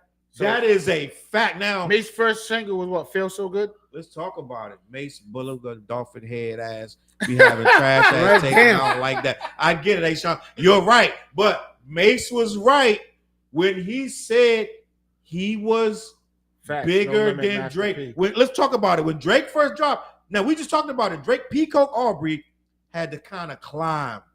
Like, we had to figure out who he was. Best I ever had. Best I ever had. Yep. All that was a slow. It was like, oh, I like this guy. It was a slow. It wasn't like feel so good. It wasn't like can't nobody hold me down. But check it though. Go ahead, TJ. Puff watered Mase down though, because that was Murder Mase. Oh yeah, but that was smart. He can't be Murder Mase. But what was true? Mase didn't like it at first. He was complaining about it. Mase acted like he had a long career. But listen, Mase's career is longer than people think because he made Bad Boy into what it is. What people don't understand. After a lot Biggie of them was records, on Mase. he was writing a lot of that stuff. He was making a lot of them records, and Diddy didn't give him no credit. That's why he left Bad Boy. That's why he went and became a pastor, because he was writing a lot of them R&B records, Total and all that, and Diddy was trying to block his shine. Diddy was trying to keep him in the box. You know how he put a dog in a kennel? That's how he was trying to do it. Diddy tends to do that though. But that's why Diddy where he's at. But Mase 100%. Just think, 50 Cent was writing for Diddy.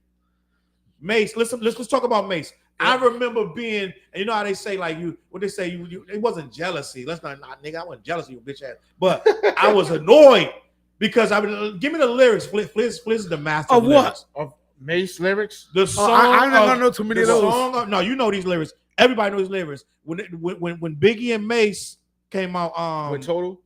No. It's not Biggie. I'm sorry. Diddy and Mase. Biggie was still alive, but Diddy and Mase had a record. They had 2 or 3 records. They was the biggest records on the radio. Every hour on an hour, these joints came on. Feel So Good. It wasn't that. Before that, where the phone at? Is it that you can run or you want to come or you want to? That's Total. That's Total. Yeah, that's on the Total. Right. Biggie was still alive. I'm about to find the rap. They had the blue. But Mase said something. The race car jackets on. Mase used to say something in the video that used to go up my back. He said a couple lines. I'd be like, "Fuck this nigga!" Like, damn, what was that? I'm telling you. Like at the time, he was like, "Yo, listen, let me find something." Hotter than what year? Da da da. Mase was hot at first, but he went to church. Now let me find Mase. Then he came back. Mase had a couple of lines. You gotta think. I was a backpack. I'm not gonna say struggling nigga because I was happy with my life, but I was a backpack underground rapper who liked lyrics. We was making pain music, like my man Heavy used to say, pain music. We was making pain music, my nigga. And Mase was like, "Don't be mad because you broke." All this little stuff. Like I'm about to tell you, Mase. You got the Rolly, the iced out Rolly. Mase was saying, "Nigga, this nigga was talking reckless." We're gonna do a lyric check. Mase was talking reckless. When he was talking to Jay, you do know that, right? Not all the time. I'm one of the, I forgot the name of the song, but let me find. Jay was throwing the shots about the Rolly. The Bethel. Let me find this. So where they do that? Let me find this. Fuck you done to that? Mase. Yeah. All right. Talking to Mase, yo. I'm telling you right now. Okay, let me click on Mase. Mase was talking so reckless, everybody in the hood hated Mase. I'm telling you, right in the shiny suit era. Let me find the songs I'm talking about. Okay, Mase, blah, blah, blah. I want to know the song you're talking about, bro. This song used to go up my back because I used to work at the airport. I was riding in a van and the radio would be on. And this song would come on. I'm telling you, every hour and hour. Him and Diddy talking mad shit to niggas. I was like, fuck these niggas. Fuck these bitch ass niggas. Hold on. You didn't change the station, though. Discography, Harlem World. He got more than Harlem World. Harlem World was the first one. Was the first. But he got joints with Diddy. That was the first album, though. Right? Oh, so you're probably thinking of Diddy's. The joints with him and Diddy. They used to be rap. They was talking crazy, gang. Like, hold up, Diddy. It wasn't Diddy. It was Puff Daddy. The I'm Coming Out joint. That was after Biggie. That was after Biggie that. passed away. Isn't Biggie on that record though? We're gonna work this. We're gonna find this down. I'm gonna mute the comments right now. I'm about to come down. Listen, I'm telling you right now, I'm not going nowhere till I find these lyrics. Because this nigga was talking more so money, reckless. more problems. That one. Let me bring More some lyrics money, for that. more problems. Yeah. Been around the world. Sean Can't Combs, nobody hold me down. bring this bitch ass niggas discography. That's all after and Biggie. I learned accept Diddy. Looking at me. It make that. Why you over Yeah, there looking at me while my girl's standing there. Yeah. Do it again. No way out. That's not Diddy's first record. Hold on, I'm trying to find. See, they keep That's saying, on Diddy's album though. That's but after before Biggie when passed, right? Mason Diddy first came out, it was I'm Coming Out. But that's on Biggie's joint. That's on but Life they were After talking Death. crazy. Then after that, what's the record? Right after that, I'm coming out. Mason Diddy have a record. Oh my God, it's a record. Been Around the this World, nigga's right? talking so crazy. Okay, Been Around the World. Let me bring that up. Isn't He it? talking so reckless, TJ. I was like, man, this bitch ass nigga. Fuck this nigga. Hold on, let me see. Damn, what's up with all that hostility? Been for Around that the You was song? World. mad at me, Lyrics. Okay. You was mad at Mase like you was mad at him, yo. Here we go. Hold on. Here we go. You niggas don't like me for whatever reason. You got reason. You niggas don't want to see me rich. You got niggas that mad because hold on. Please might need to read this. You got niggas that's mad because I'm always with they bitch. Then you got niggas that just don't like me. You know those PhD niggas. But you know I pop a lot of shit. I back it up though. Is that him or Diddy's verse? Now trick what lace who? That ain't what Mase do. Yeah. Got a lot of girls that'll love to replace you. Tell you to your Facebook, not behind your back. Niggas talk shit. We never mind that. Funny never find that. Puff a dime stack. Right hot shit and make a nigga say rewind that. He was talking some reckless. This ain't the song, but listen, he used to talk some reckless. It was always about I'm rich, you broke. Yep. It was always that, which was hot. But I was a dude that wasn't knowing that. So I was like, man, you know what? Nigga's a clown. I used to be irritated with this nigga. But I learned, like, listen, hip hop has all its chambers, Fliz. That's what I'm talking about. Murder Mase, yo. Let me see. No, Nicki wasn't sneak dissing, just Drake. Murder Mase before Mase Bad wasn't Boy. bigger than 2018 Drake. That was the narrative though. Yeah. 20 like Drake's peak is bigger than Mase ever could have been. Anybody I'll say saying that. 2018 Now Drake Mase is was bigger already than talking Mase. his shit to Puff too. Before Puff went to jail, he was already talking his shit. People don't realize how big Mase was. See, this is a conversation that's hard to have if you wasn't there. If you wasn't in the 90s and how these dudes had the radio on lock. And they was doing double platinum and all. They don't remember that. People don't remember how much Mase was on the radio. They probably remember how much Jermaine. It's like Dupri every was on two the songs radio. was a Bad Boy record back then. Let me make sure this joint said Magic Black Magic stop. Did we stop, gang? Let me know. Let me see something. Yo, in the chat, we still up? But anyway, Okay, let me make well, sure. I'll say this: like Oh, Mase let me hit stop. Okay, harder. still going. Mace's introduction to the rap game was harder than Drake's I don't introduction like to the Drake, rap but game. Mase was not cooking But with I him. don't think Mace's peak was high as Drake's was or as long. Okay, That's a fact right there. let's See that? let's talk about it. Let's talk about it. I think 2018. When Drake come out? 2009 or something Yeah. like that? Something dumb long ago. Wait, that's 9 fucking years. Hold on, slow down. 2018, Drake. Mase was already out of rap by that time. I'm talking about when Mase came into hip hop versus when Drake dropped into hip hop. Yeah, just talking Different. Mase, introduction for introduction, but it wasn't even close. You just think Mase was horse and carriage, right? With Kim. Horse and carriage, Yep. and they burnt that on the radio. Yeah, that was getting Burnt heavy that. play. Mase acting extra cocky now. Puff locked up. That's funny. And he was signed to Bad Boy at the time when that came out. Mase only quit because he smashed baby main girl and he running from. Yeah, that's He part ain't of running the, no more. They said that's part of the reason why the whole Harlem shit. broke. Mase was hot by default. All eyes was on Death Row and Bad Boy, especially after Pac and Big Pass. That's how Diddy sold all them albums. But he had to make the music though. We not gonna take it from Diddy. They made the records. He had the hit They made factory. the records, what was though, this band called? The Hitman. And they They made the records. So at the end of the, They at made the end the of day, records. when you turned on the radio back then, I'll say every 2 songs was a Bad Boy album.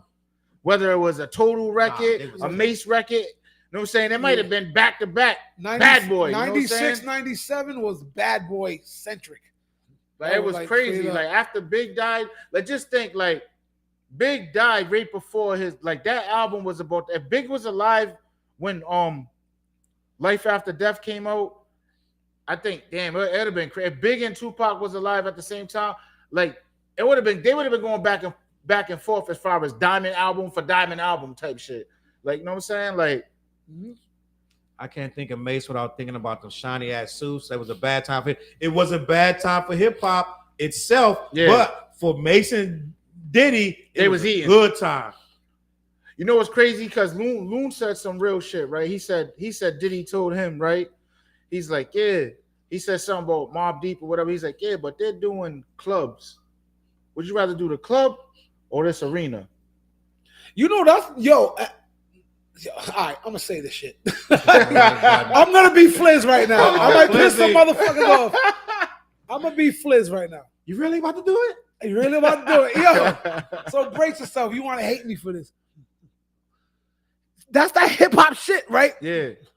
Why is it like people can get mad at you he's doing a club record, or he's bragging about money or whatever, but nobody said nothing about killing people. It's like, yo, every record you can murder somebody. Oh, that's hip hop. This is body. Like, yo, until someone in your family gets shot, and then all of a sudden everybody's like, this violence gotta stop. And I talk to the kids in the hood like that. I'm like, yo, everybody talk this, that real shit. I was watching Kumo D do an interview on TikTok today. Kumo D was like, it was on Willie D, but well, yeah. When he said something, Kumo D, that resonated with me. Like, yo, you can rap about, yo, I do this and that, a third class, but that don't give you the right to hurt my family. How come nobody talks about that aspect of what's real, but we can talk about something that's fairly friendly, but that's not hip, that's corny? Then if hip hop don't embrace that, what's up? Because hip hop did embrace that. Because when Chubb Rock dropped "Treat 'Em Right," that was hip hop. We loved it. Hip hop is everything. That's what I'm saying. So I don't buy into that. Like, we was all kids there to treat me right. Kids in the crib want dibs on the Big Mac. Can he come out? Can he come out? Stop a jam. Yep. I'm like, yo, but we wasn't saying that's not hip hop. Let's be honest. Chubb Rock is late 80s. Yep. Hip hop changed in the mid 90s. Yeah. Hip hop changed with NWA. But where Chuck is going is saying, like, in the mid 90s, that's what it was just like. There was so much money in hip hop. Like, I mean, like, you got all of those big records, like the Tupacs, the Wu-Tangs, the Biggies, like, they was getting money back then, yo. Some of them was because Snoop Dogg was putting the rap game on blast. Talking about them niggas was lying. Snoop was even said he didn't get no money till Master P. Snoop Dogg put people. He goes, that's because Snoop was in a trash contract. Everybody didn't have a trash contract. I think most people in the rap had a trash contract, but a lot of people was touring. Snoop wasn't. So Snoop, you might get tour money. Yeah, Snoop can say whatever. Wu-Tang was touring. Wu-Tang's doing big arenas, so it's different for Snoop. That's where Papa's getting at. Where Papa's like, you want to do the clubs or these arenas? You know what I'm saying? So now, that's why I get incensed with that when I have conversations. I'm like, why is it that the certain things that doesn't hurt people is so shunned, but we embrace all the freaking shooting niggas all the time. And I'm guilty of it too. Don't act like I love Mobb Deep. I love all them shooter rappers too. I rock them, but I want to embrace everything, man. Like, I'm gonna get deep on this. Homebody just got off. No, I'm not mad at that.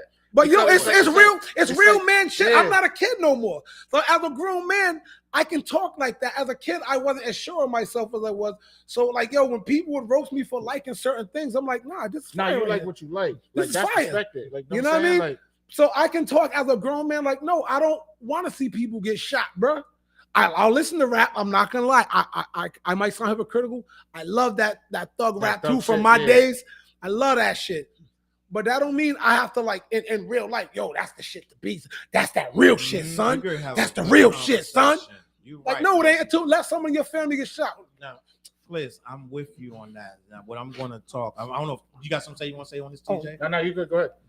I'm with you on that 100%. But I do have to say, and I thought about this literally in the shower, like this morning or yesterday morning, one of these, and I was like, bro, we are getting to a point where we're trying to act like that thug stuff has no place, like we're so grown and we're above it. That's not what it is. First of all, we'll watch a movie with it in it. Like, not even just thug shit. We'll go watch a military movie where they're shooting 100 people.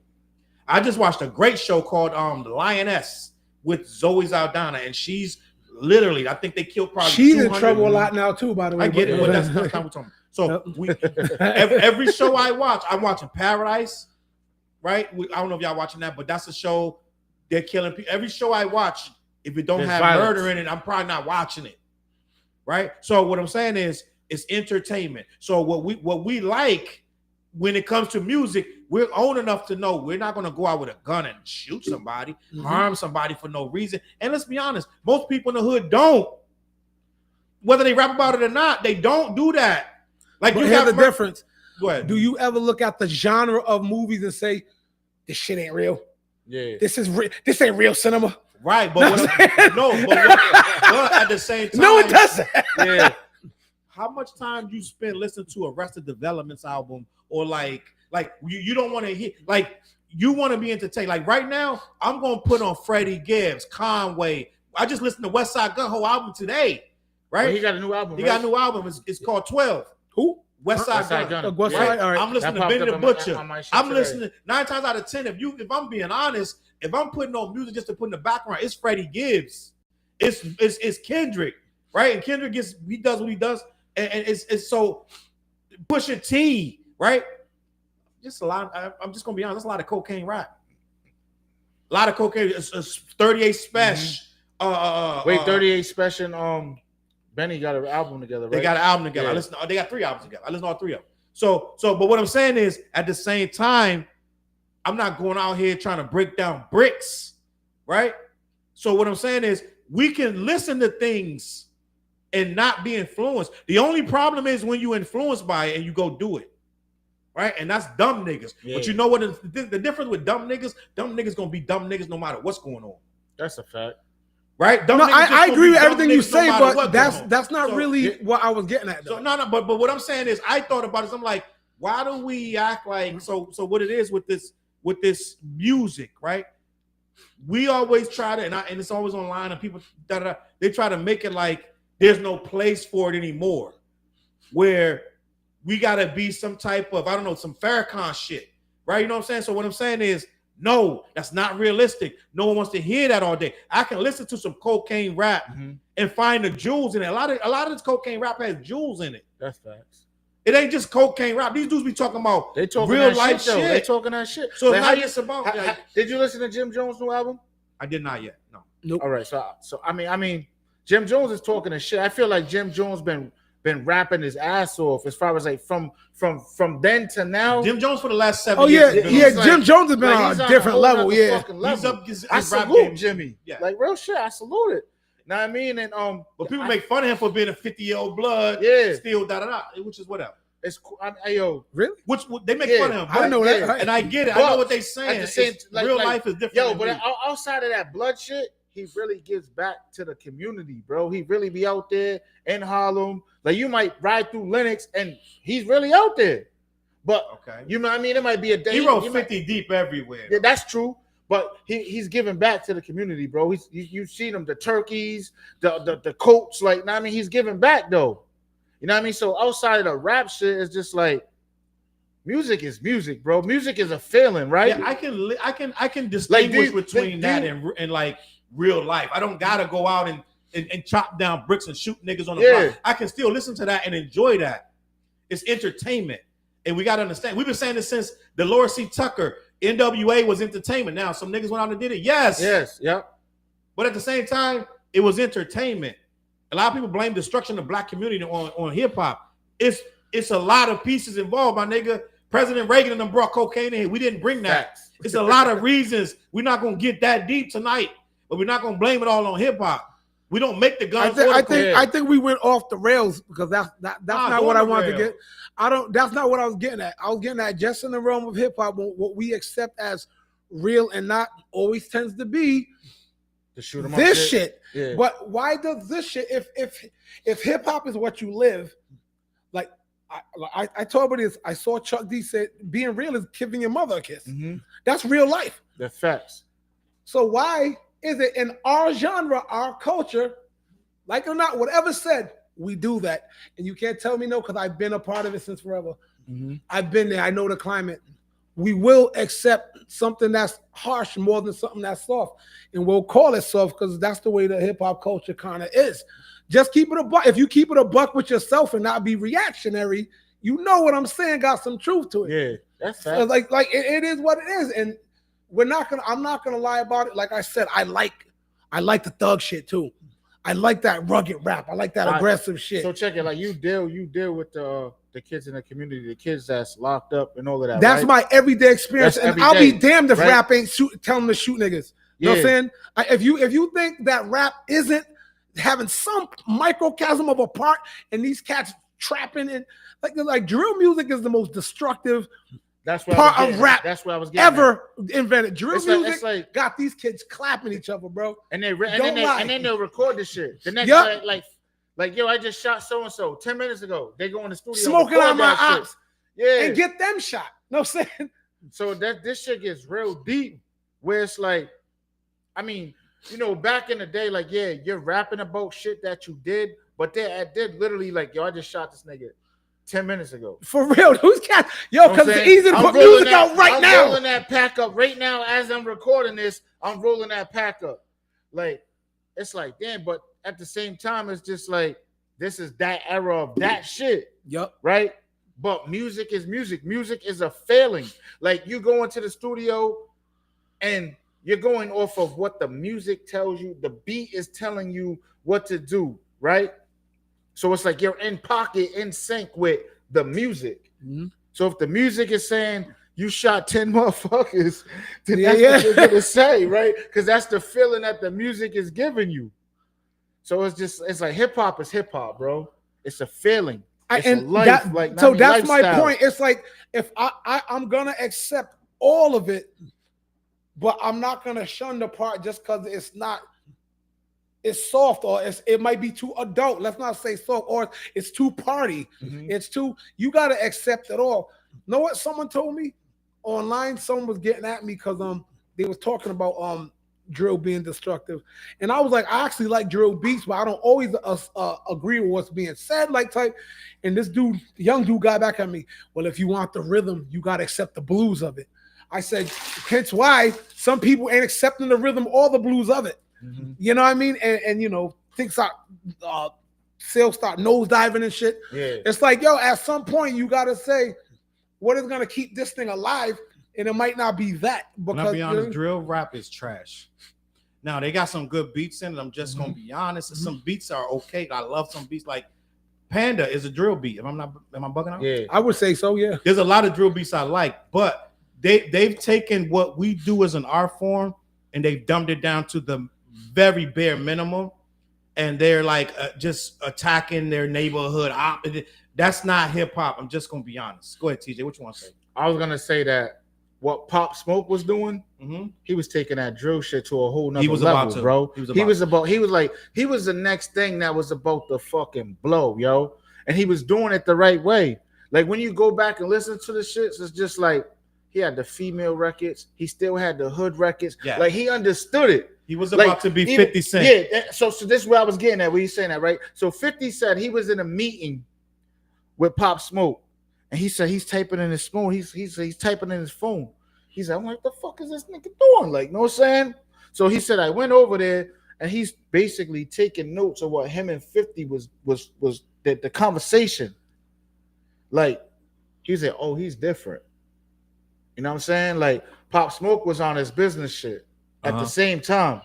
Which I wonder why he ended up in the situation he ended up in LA. It was a mistake. Meaning, like, the shit that shouldn't have happened. It shouldn't have happened. You know what I'm saying? Like, that should not have happened. But at the same time, you got to move different when you're in these areas, bro. Yeah. But go ahead, you were saying something. Like, know what I mean? But what I was saying is that Pop Smoke was about to be something great.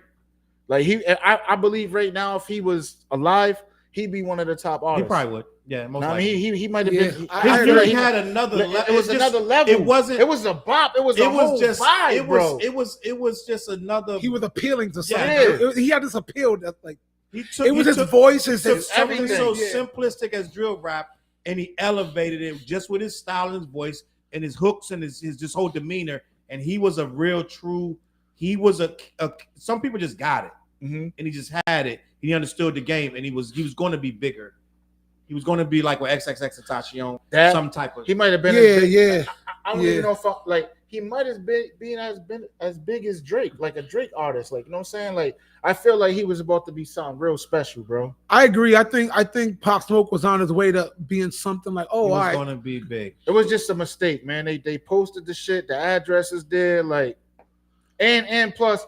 I was told too, you know what I'm saying? Like, you know, we all tapped in with industry people and everything, but it's like I was told like where they was at, Like you just have your parties there, the little day parties, but you don't stay there. That's what I was told about that area in LA. You know what I'm saying? So it was just a mistake, man.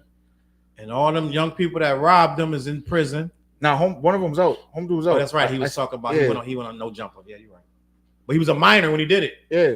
Which is crazy that a minor could do something like that and then get out and then make an interview about it. Wow. You're right. I saw you, Miss Williams. It spills over to females too. It's not just young men who give influence.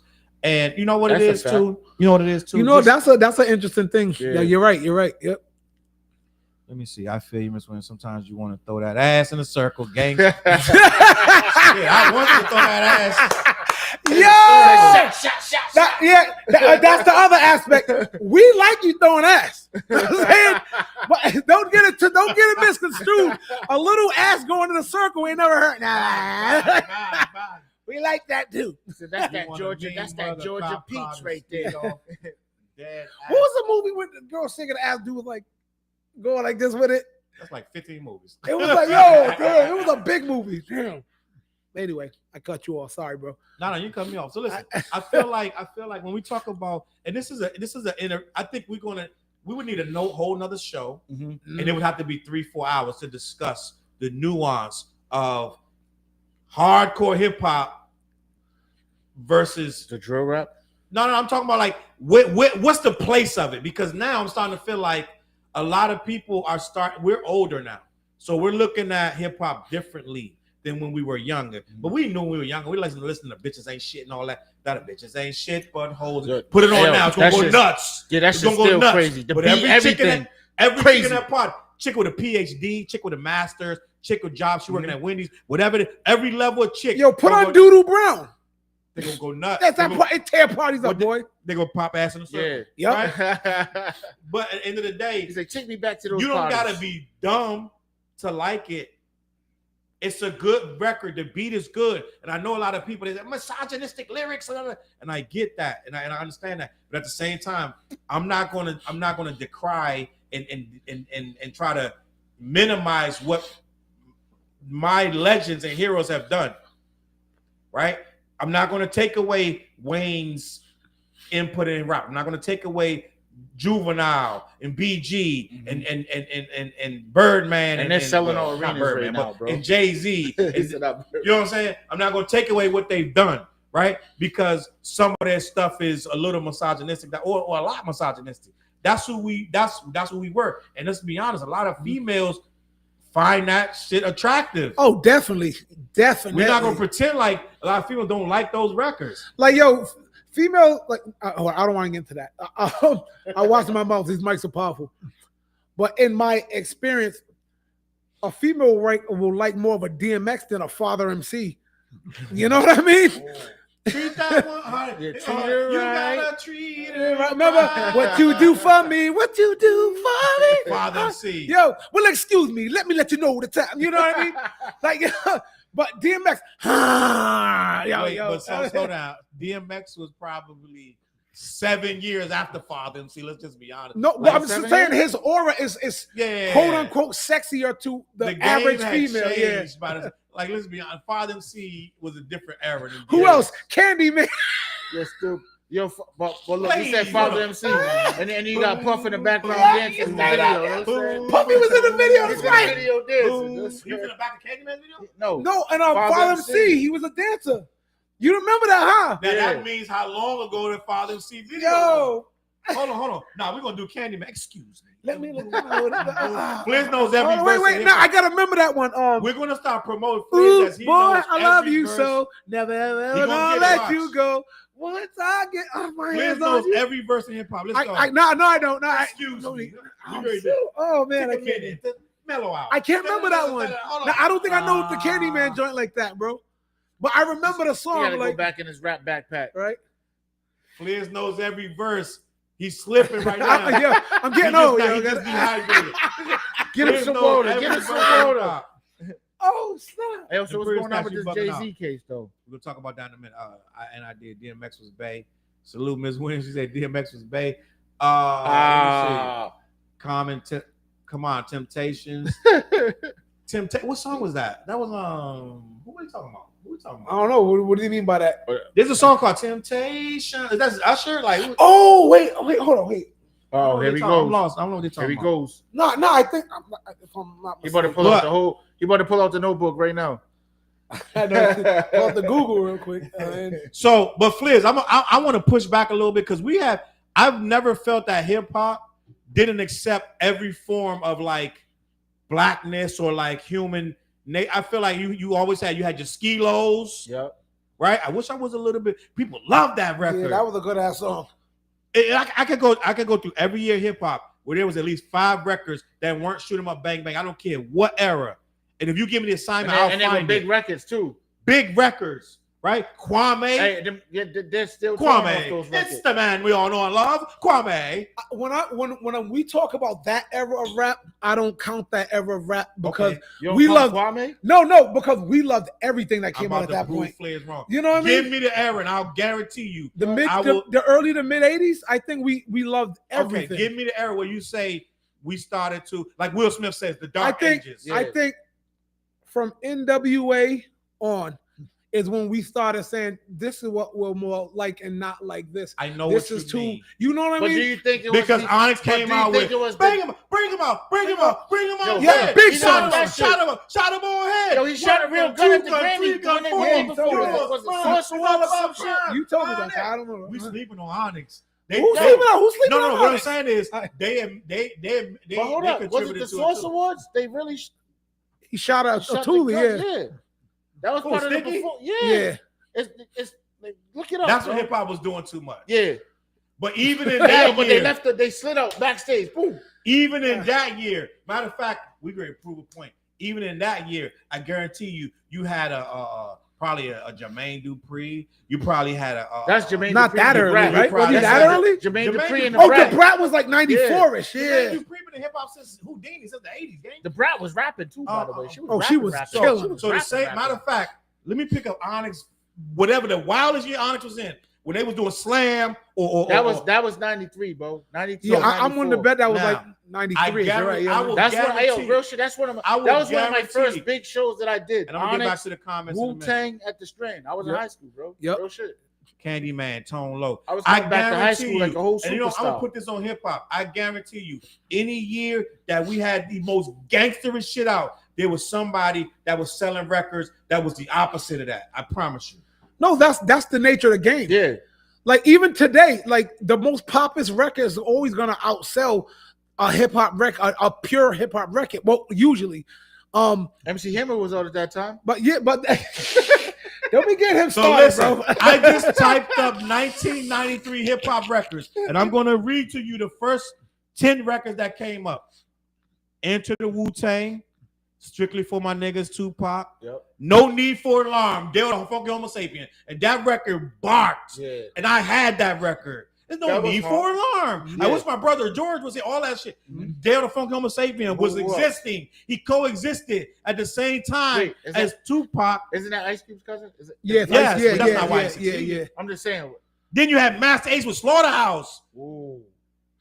I don't get what this list is saying. No, what I'm saying is we For try to every say gangster record, there was some type hip hop yeah. coexist. It was something that Master Ace was the complete opposite. Oh, see, I don't take your name and rappers that are so Master Ace is pure hip hop to me. But that's what You know I'm what I saying. Fliz, my point is, any point in hip hop, I know the conception is it got dark. NWA changed. No. But there was still always- Follow me. there I was think that artist no. that Follow was- me. What I'm saying, like, there's always gonna be like the God body rappers that are accepted. They're still accepted. Everybody you just named is still accepted.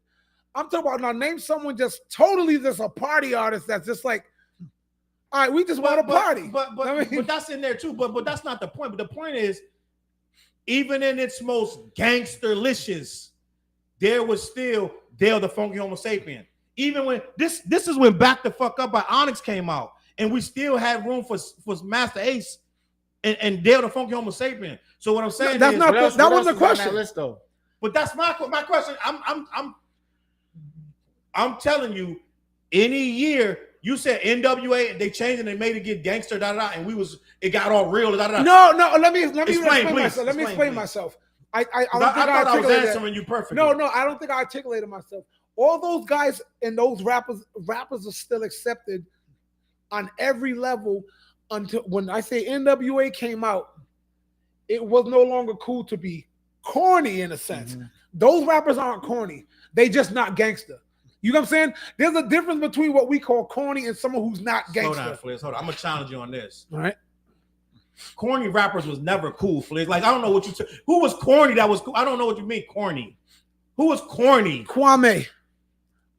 Before NWA, we like Kwame. Yeah, it was cool. We like that shit. I mean, it was like, oh, this is dope. Corny? Like, what do we hold on? Corny? Like, he's saying corny meaning like it wasn't. Shit. I don't think they're corny. Pretty much. But you're saying corny like it wasn't no gangster corny? Shit. But because the hip hop masses would look at that now as like, oh, that's the cheesy shit. Yeah, look at Onyx is corny right now. Like, if you take Onyx over no one ever looking at Onyx as corny. If you take Onyx right now and put that out in front of Gen Z, they're gonna say, "What is this corny ass shit?" Talking about throw your guns in the air. Onyx is over there, over the top, gang. I don't know about that. I don't know if we love Onyx. You show that to I'm going to jails tomorrow. When I go to jail, I'm gonna play that shit. I'm gonna play. I'm going to the jails tomorrow. I'm gonna be like, yo, listen to this. What you think about it? I just want to act the fuck up. I'm playing Shut 'Em Down the remix. Shut 'em down. First of all, I'm sure somebody in the comments is telling us Kwame is not corny. But at the same time, he said Humpty Hump was kind of corny. No doubt. But that was a big record too at the time. Let me finish this list right here. 1993 to me is the most golden year in hip hop. Really? 1993. Name a better year than 1993. 93? I think I don't think in 93 alone. I think anything from 91 to 95 was dope. Yeah, I think it fell off, but then I think 98 was crazy. Yeah, 98. 98 was bananas. Look at the albums that came out in 98. But wait, now you're 98 more of a year. What you're saying, where it wasn't cool. 93, 94, 95, you still could coexist. 98, 99. You hated Hammer. Yeah. But Hammer you got me talking to him. But Hammer wasn't in 98. No, I'm talking about in the early 90s. So let me read this 93 list real quick. Hammer had bumps to the bump. Like let me get this off real quick. 93, the best year hip hop to me. My son Trey was born in 93. He's a rapper right now. He's nasty. Salute Trey. Bugsy Black. Salute Trey. That's the homie. Strictly for My Niggas came out. And let's be honest, this Strictly for My Niggas wasn't fucking with hip hop. That wasn't as good as the shit that came out. What, yo, I agree with you. I agree with you. 93, that was not a hot album to me, yo. Tupac Strictly for My Niggas was not as good as the shit that came out in 93. That was No Need for Alarm, Slaughterhouse, Master Ace, Onyx, Back the Fuck Up, Alcoholics, 21 and Over. Yep. Lords of the Underground, Here Come the Lords, Tribe Called Quest, Midnight Marauders. This is 93, my nigga. Yeah. Nothing's fucking with this year. I mean, it's everything is whatever. But Balloon Mind State, De La Soul. Do that to 94. You'll say the same thing. Diggable Planets, Reaching. Freestyle Fellowship, KRS-One, Return of the Boom Back. Ghetto Boys, To Death Do Us Part. Black Moon. Yeah. Black Moon, Into the Stage. All this is 93 competing with each other. In school. Oh, yeah. You had that. 8 Ball and MJG coming out hard. Never heard that. That's some southern stuff. Yeah, you heard that. Ultramagnetic MCs, The Four Horsemen. Cypress Hill, Black Sunday. That's like their third joint. Black Sunday was like their second, third joint. 1990, Naughty 3, Naughty by Nature. Oh, that was big. Was that the biggest album back then? I don't know. Tragedy Gaddafi, Tragedy Saga of whatever. I don't have the whole title right there. Above the Law. I liked Above the Law. Snoop Dogg, Doggy Style. That was, the matter of fact, that might have been the biggest album at the time. I would say Doggy Style was the biggest album of 93. Had to be. 93 was Snoop. Yep. Look at all the cassettes we had, gang. Like, wait, when did Chronic come out? Chronic came out in 92? Probably, yeah. Because Chronic was out in 92. Yeah.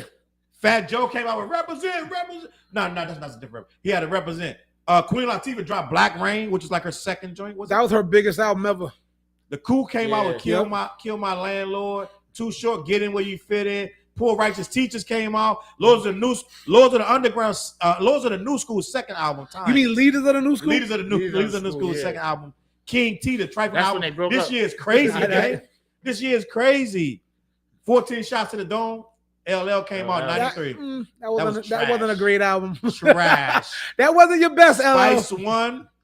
LL was competing with all this shit. He came out with 14 shots to the dome. That's when you say Guru Jazzmatazz. This one Guru was falling off. I didn't like Jazzmatazz. Jazzmatazz.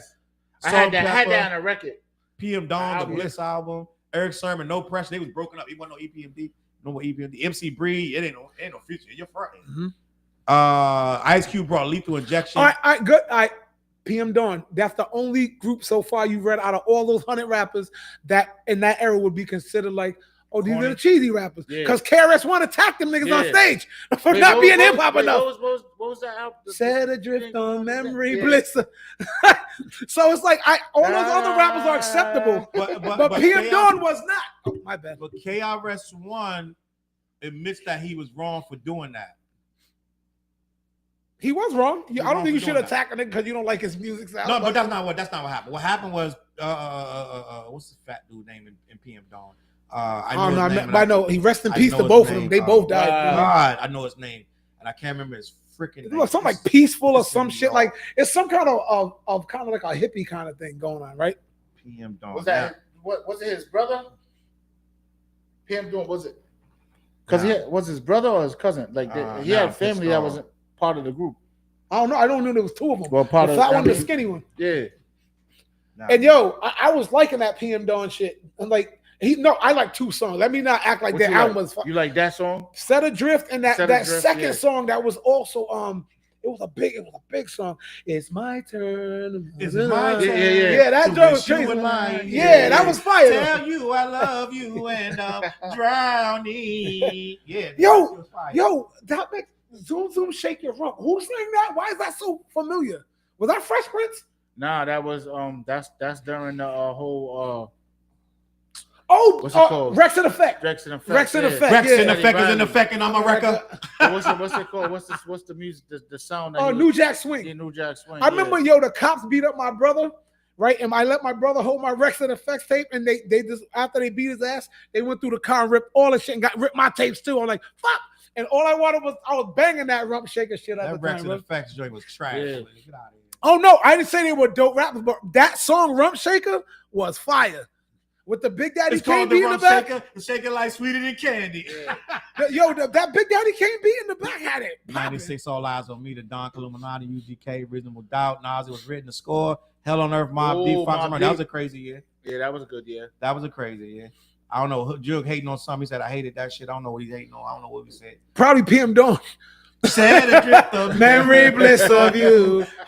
That's before Nicki took it. Yeah. And see, I'm a backpack full on hip hop head, and I love that record. That was dope. I felt like that was a dope record back then. I'm just gonna be honest. Yo, Das Effects. Don't nobody say nothing bad about Das Effects. No, I ain't getting no death threats from Drake fans. They hate me, but they know better than that. They be on Twitter going crazy on y'all. Yeah, they do. They know, but I just ignore them. I say what I gotta say, make them mad and leave. Let me see. Das Effects. Yo, I'm gonna say this too. Say it, please. I was the biggest Das Effect. I still am to this day. I defended these dudes to certain people who didn't like them, but most people like them. Give me a verse, please. But I'm gonna say this. Listening to it now, I'm like, oh my God, what the hell is this? Yo, but I'm not gonna discredit that shit. Was like it does not age well, but at the same time it does. Yeah, but was it the second album they switched up, right? The second album, no, the third album they went to the real rapping, to the hit dip, you hop, you don't stop. Yeah. They was rapping. Well, I beat them. Let's settle this now. Das Effects changed their style and started straight rapping because everybody was dissing them for the diggity. Yeah. And then they went back to the diggity because they couldn't sell no records. Should they have stopped the diggity bum stiggity? Should they have stopped this? TJ, what you think? I mean, it was gimmicky. It was a gimmick, but it was their gimmick. It was their gimmick. Their shit. Could you have Flizzy? Should Das Effects have stopped the diggity? Yes. I'll say yes, and I'm because that shit. Charles, should Das Effects have stopped the diggity? This is the best. To me, at that time, I couldn't think of nobody better than them. I loved Das Effects. I mean, that microphone checker was my anthem to life. That shit was crazy, though. That beat is crazy, the microphone checker. Right now. Banger. They got a video of them doing a festival it's like 50,000 people going crazy. Bum, stickity, bum, bum. I got the and I'm a fee, five, four, fun. I could fee fire your full diddly bum. Here I come, so Peter Piper. I'm hyper than Pinocchio's nose because I'm a super califragilistic tic-tac pro. I got the oopsie daisy. Now you got the Drazy. Drazy with the books, googly goo. Where's the gravy? So 1, 2, buckle my shoe, yabba do, hibbity hoo, crackable. Like now, if you listen to that, I'm like, what the hell is this shit? He's a trick or treat. Smell my feet. Yes, I drippity drop the hit. So books, get on your mark and spark that old six tracks, the double track, the smiggity smack, the whiz kid, that boogity woogity Brooklyn boy's about to get his dick. My waist bone connected to my hip bone, my hip bone connected to my thigh bone. Yeah, so it's I love that, but as you listen to it, I'm like, yeah, that didn't age well, bro. I'm like, oh shit. I'm gonna be honest. What they should have did, fell back a little bit, let us miss it, but they did fall back a little bit. Yeah. But I think they should have never came out rapping pure because there's a way to flip it and get better. They could have put some real shit in there and still flipped it. They could have just done what it was their style. Yep. It was their style. Yeah. Lose, win or lose, because they lost when they changed. They try to go back to it. But I like when they did that album, No Diggity. Can I kick around for your mind? I No thought that was Diggity. dope too. The No Diggity album was fire. No bullshit. But that's a people flizz. didn't buy it. That's a flizz. I like, yo, you might have just created some shit. Yo, Prince Zulu might have just sparked some shit right now. Flizz is gonna be in a group chat tomorrow. Like, yo, listen I got to a this song. song. I got a song. Nigga, like, I got a new song, son. I was inspired by that Das a Flizz shit. I'm gonna go on record and say they shouldn't have stopped the No Diggity. They should have just perfected it and got it a little more and just kept, because they could have been. They could. I know it sounds crazy. I know it's weird to rewrite history and be like, no, they should.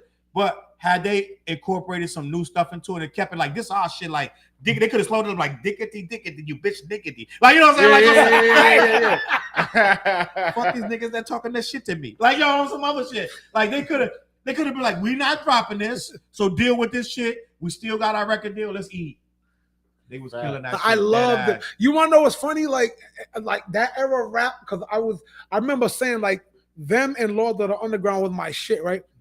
I lived out in an apartment. Underground, crazy. Bro. I lived out in an apartment on Douglas Avenue during my college years, right? And so, what year was this? This water, 90 something. Yeah, all right. That's really water. No, that's water. Yeah. Oh, I thought it was bullshit. This water with the IV. I got IV fluid in here. There's a powder you mix in there. Right. I had got this in Puerto Rico. All right. But Lords of the Underground, they was talking about an apartment I was renting. I guess them dudes came to town and they had like an orgy in the crib. Damn. Like they was like, yo, so some cats, I'm a friendly guy. People coming over, they're like, yo, this is a crib. Lords of the Underground had a whole bunch of bitches up in there. Everybody was a big. I'm like, damn, now I gotta wash my walls and shit. I felt like I was living in some crusty ass house. I'm like, damn, like there was mad orgies thrown here where rappers came, but it was right there. You know where PC is near Chad, near the projects? Yeah. It's a house, a 2-story thing. I rented the second floor, and they was telling me how wild rappers came here. Somebody lives there now. I know, right? But yo, I was like, I like gas station? Right across from the gas station, kind of to the left. Wait, what's the pizza spot over there? I forgot the name of that spot. It's by the Arab spot. Yeah. Akinelli, would you fuck me for free? Ba-da-da-da. Free. I think he was underrated, bro. Free. No, he wasn't. He was right I liked Akinelli like that, bro. You ain't like Akinelli like that because you ain't listen to nothing else. Listen to 2 joints. That was the only song you heard. He had 2 joints. I liked them. Put it in your mouth. Then he went to Florida and opened up. I know. Right? I liked his cadences. Like, West Palm. I tell you that my name was Ak. I took bits and pieces from like hundreds of rappers over the years, and if they did something that was a little, I'm like, oh, I like that. Like that was fire. You know what I mean? Easy E, the one they talking about. Sucker tried to roll craps and just crapped out. We tried to roll dice and just crapped out.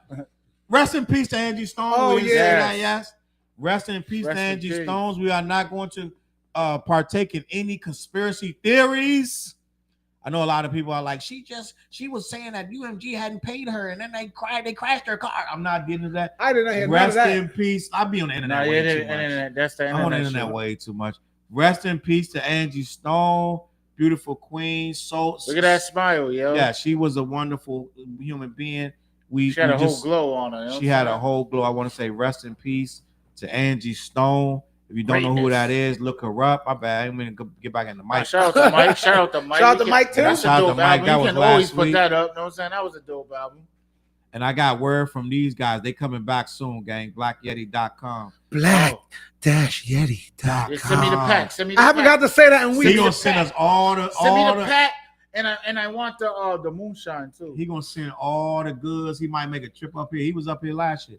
My man Disco. He might come back up with all the goods. He said he'll take a trip up here and give us all the goods. But Black-Yeti.com is coming back. I'm gonna help him revamp the website and we're gonna get it cooking. What's up with the whole shit? I'm interested in that because where we at? Rest in peace. Joke said rest in peace, Angie Stone. Government name said rest in peace, Angie Stone.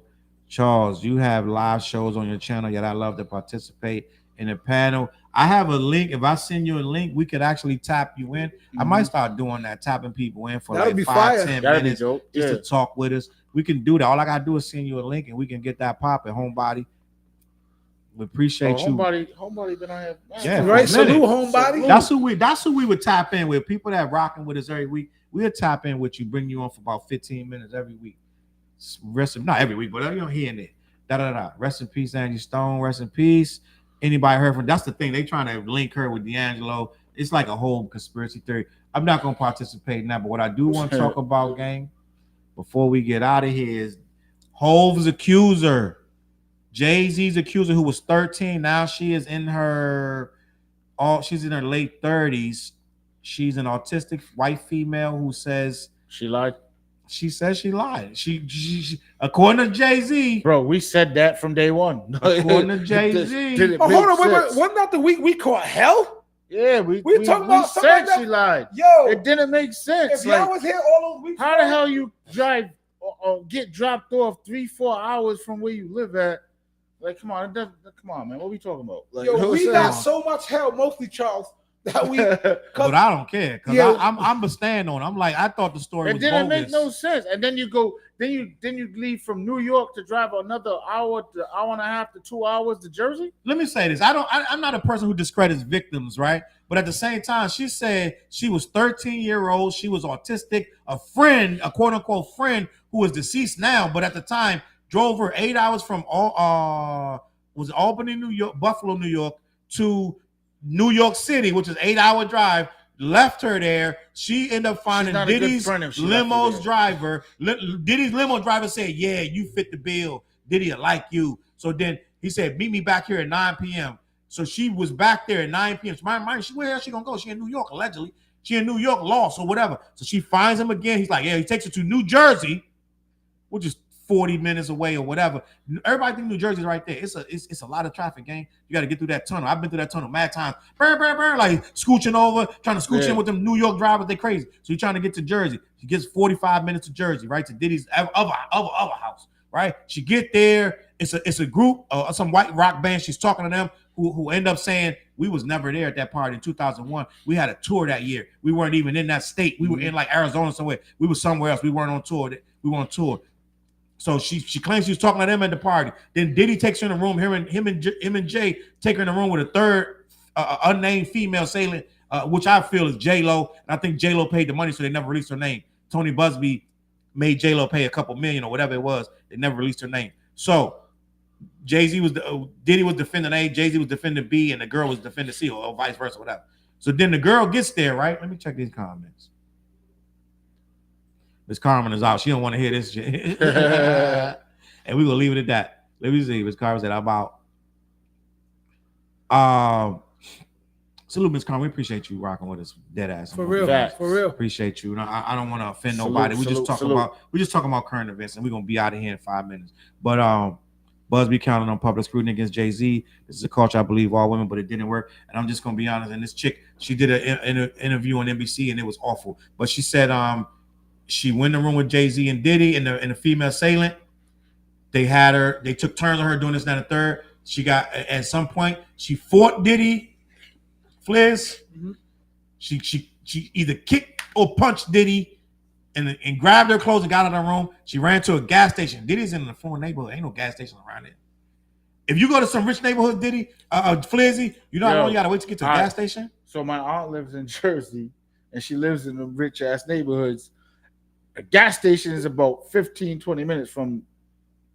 No, I mean from a gated area. Appreciate you, Miss Williams. I hope you're not offended about this Jay-Z conversation, but we appreciate you rocking with us. Thank you for being here. We about to leave in about 2 minutes. Now, salute to you. But that's it. I just don't believe the story. I'm just gonna be honest, and We I didn't feel believe like it from day one. I feel like I think Tony Busby took this girl, took advantage of this lady, and now she has recanted. He's saying she didn't, but she removed her own lawsuit with prejudice, and she is saying that she according to them, she removed the lawsuit, which means she's saying it didn't happen. Now Tony Busby is still trying to fight it, but Tony Busby gonna lose his license, and that's it. Because he's a liar and he's trying to shake these people down. I don't know if Jay-Z or Diddy, what they got going on in other cases, but this case right here was never a solid case. They should have never brought this case to trial. And I think Jay-Z is suing Tony Busby and the victim, the accuser. How you feel about that, Fliz? Like, look. Life sucks in a lot of different areas and a lot of different ways, man. I hate cases like this, bro. I absolutely hate this because I think we're living in a renaissance of now. Sorry to say this, but ladies are getting caught in a lot of lies. If you notice, if you look on a lot of things, and I don't like to say that I have a daughter and I'm scared for her. Yeah, you know what I mean? And it's like, I don't like all the stories that's coming out. Remember the chick who blamed the Duke lacrosse team, and all these things are coming out like, nah, this was a lie. Now we're living in an age where it's like, you're not the father. Oh, but I thought I wasn't. You know, it's like all this stuff where we came up in a generation where when a female says something, she got the benefit of the doubt. Yeah, those days are gone. I'll just say that those days are over. And for people who are truly victims, I feel bad. Right. Because if you're truly a victim, you now live in an age where it's like, let me investigate this bullshit. You know what I mean? And so that's all I want to say. I hated that era where they would immediately doubt the victims, but I also hated the era where it became your first accusation, you were losing your job, you were losing your livelihood, you were losing your credibility. Yep. Like it became all they had to do was accuse you one time, and it can be proven in 3 weeks, 4 weeks later, it didn't matter. You know what I'm saying? You lost all your endorsements, everything. I didn't like that either. So it's a thin line. Prince Zalou said accusers need to be held accountable. There are real victims out there. That's a fact. Sherry Ann said 2 things can be true at once. Powerful men can be targets for unscrupulous women, and they can be likely to be predators because the power that protects them. That's true. Yeah, that's exactly. And what we got to do as society, when the accusation is made, wait for the facts, wait for the story. Some people don't do that. Just like when Jonathan Majors got accused, they went and took him, they dropped him from the Marvel movies and did all this stuff because the white chick said he did this and that. A third video comes out, this motherfucker trying to run down the street from her ass. She's trying to kick his ass. You know, Marvel is now having talks with Homie and potential ways to bring him back. They need to bring him back. Potential. But I'm going to be honest. I didn't like the Kane character. Yeah. No bullshit. I didn't like the Kane character. We stand with you, Jonathan Majors, but your character was trash. That bro. character was trash. I ain't gonna lie, yo. And I get it that okay, justice served, bring him back, But I didn't want the Kang storyline. I started to get bored with that. I watched the freaking Loki. I watched a bunch of stuff with Kang, and it just got more. Loki was hot though. Loki. I like Loki. They had 2 seasons of Loki. I like both of them. Yep. Okay, I don't need Kang is not the character for no movie to get me worked up to go see Avengers Endgame because Kang is not that good of a character. I thought it was a trash character. Yeah, it wasn't great. It wasn't a good character. So I'm like, I don't need Kang back. So whatever. But they talking about bringing him back. It is what it is. I just went to the movie to see Captain America. To be honest, I liked it. I liked it. Yo, a lot of people said it was. A lot of critics was like, it's trash. Nah, that movie was good as hell. Nah, people just get in that zone where it's fun to keep hating. You know, like that movie was, and they finally had a Hulk character that was Hulky again. The Red Hulk was Hulk. Violent motherfucker. Like, yo, it was like, yeah. I'm gonna be honest. The new one, yeah. When I listen to the criticisms, they are right. Because what happened was they had a 2009, I think it was 09 Hulk movie. 08. No one remembers with Ed Norton as the Hulk. No, I saw it at the drive, and I was like, "What the fuck is this?" And no one remembers that Oh, movie. that's But when that he was was at the army base or whatever. Yes. All that Yeah, shit. they're right. This movie is a sequel to that without the Hulk. Because that Red Hawk is the same. That's the same general that's supposed to be in that movie, but it's a different actor. No one returned from that movie. So But if you saw Shang-Chi? yes, Shang-Chi. Shang-Chi was also an extension of the 08 version because they had Abomination from the original Hulk. Right. So there's 3 movies they put out that's a stretch from the 08 version. Now, to me, and I think they're right, even though I like Captain America, they're right. Have the Hulk fight Red Hawk. Captain America did not fight. Go watch him. He did not fight Red Hawk. Not at all. He calmed him down and he chilled out. There was no fight. He can't beat Red Hawk under no circumstances. None. Red Hawk will kill everybody out there on that whole street. They was in my neck of the woods at that. They was at Haynes Point. Yeah. I used to go Haynes Point. Little Vodio Dodo down there. You know what I'm saying? So he watched the movie. That's where I got somebody behind the bench at the party. As someone who grew up reading all the Marvel Jones, Kang was a horrible character. Should have did a true, but they bring in Dr. Doom for the Avengers, the next Avengers, Robert Downey Jr. So he's right. But I didn't like Kang. I didn't like the way Jonathan Majors played Kang. I didn't like the way they dragged him out. He wasn't a super villain at all to me. He was just a random dude that had a million freaking different Kangs running around. It just wasn't good to me. Just gonna be honest. TJ, what you want to say before you get out of here? Oh, TJ SUES 401. Wanna Be Rich on YouTube right now. New single on Spotify. Bang bang. Album coming. ColeonClothing.com. Come shop with me. You know what I'm saying? And What's the name of the album? The name of the album, They Calling Me Out. They counting me out. Coming soon. TJ SUES. Word. Follow TJ SUES on all social media. I think I'm gonna drop a new video soon. I'm cooking though.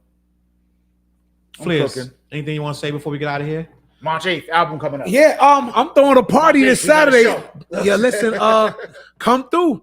It's at a place called Art by Ariel, 249 Main Street, Pawtucket, Rhode I'm Island. gonna be there performing. Yo, I got some ish going on that day, and that's gonna be the day building. my album is going to be released. It's called The Beg Inning because I named it that because while people wanted to see me go back to straight rapping, And it better be straight rapping. oh, it is. I didn't put none of my like. He played us 93 to infinity rapping. He played us some of the records. Yeah, so yeah, I'm like, so I gave like some people for me in the beginning, the beg inning, like, all right, this is what I'm gonna do right here. So look out for that album. It comes out Saturday. Look up an artist name. Matter of fact, just look up all my stuff. Go to FlizzMusic.com. I got hundreds of songs out there, bro. And my name is Charles Likewise. Brown. I got an album that I'm working on that's very near and dear. I got about 3 joints I'm working on. But you know, I do the YouTube videos, but I got an album called Blame Yourself I'm about to drop. The What Project, we still cooking. And we got about 7 joints done on the What Project. It's a lot going on, gang. We got a lot working on. We appreciate y'all watching. Make sure you share the show, show some love. We're gonna catch y'all next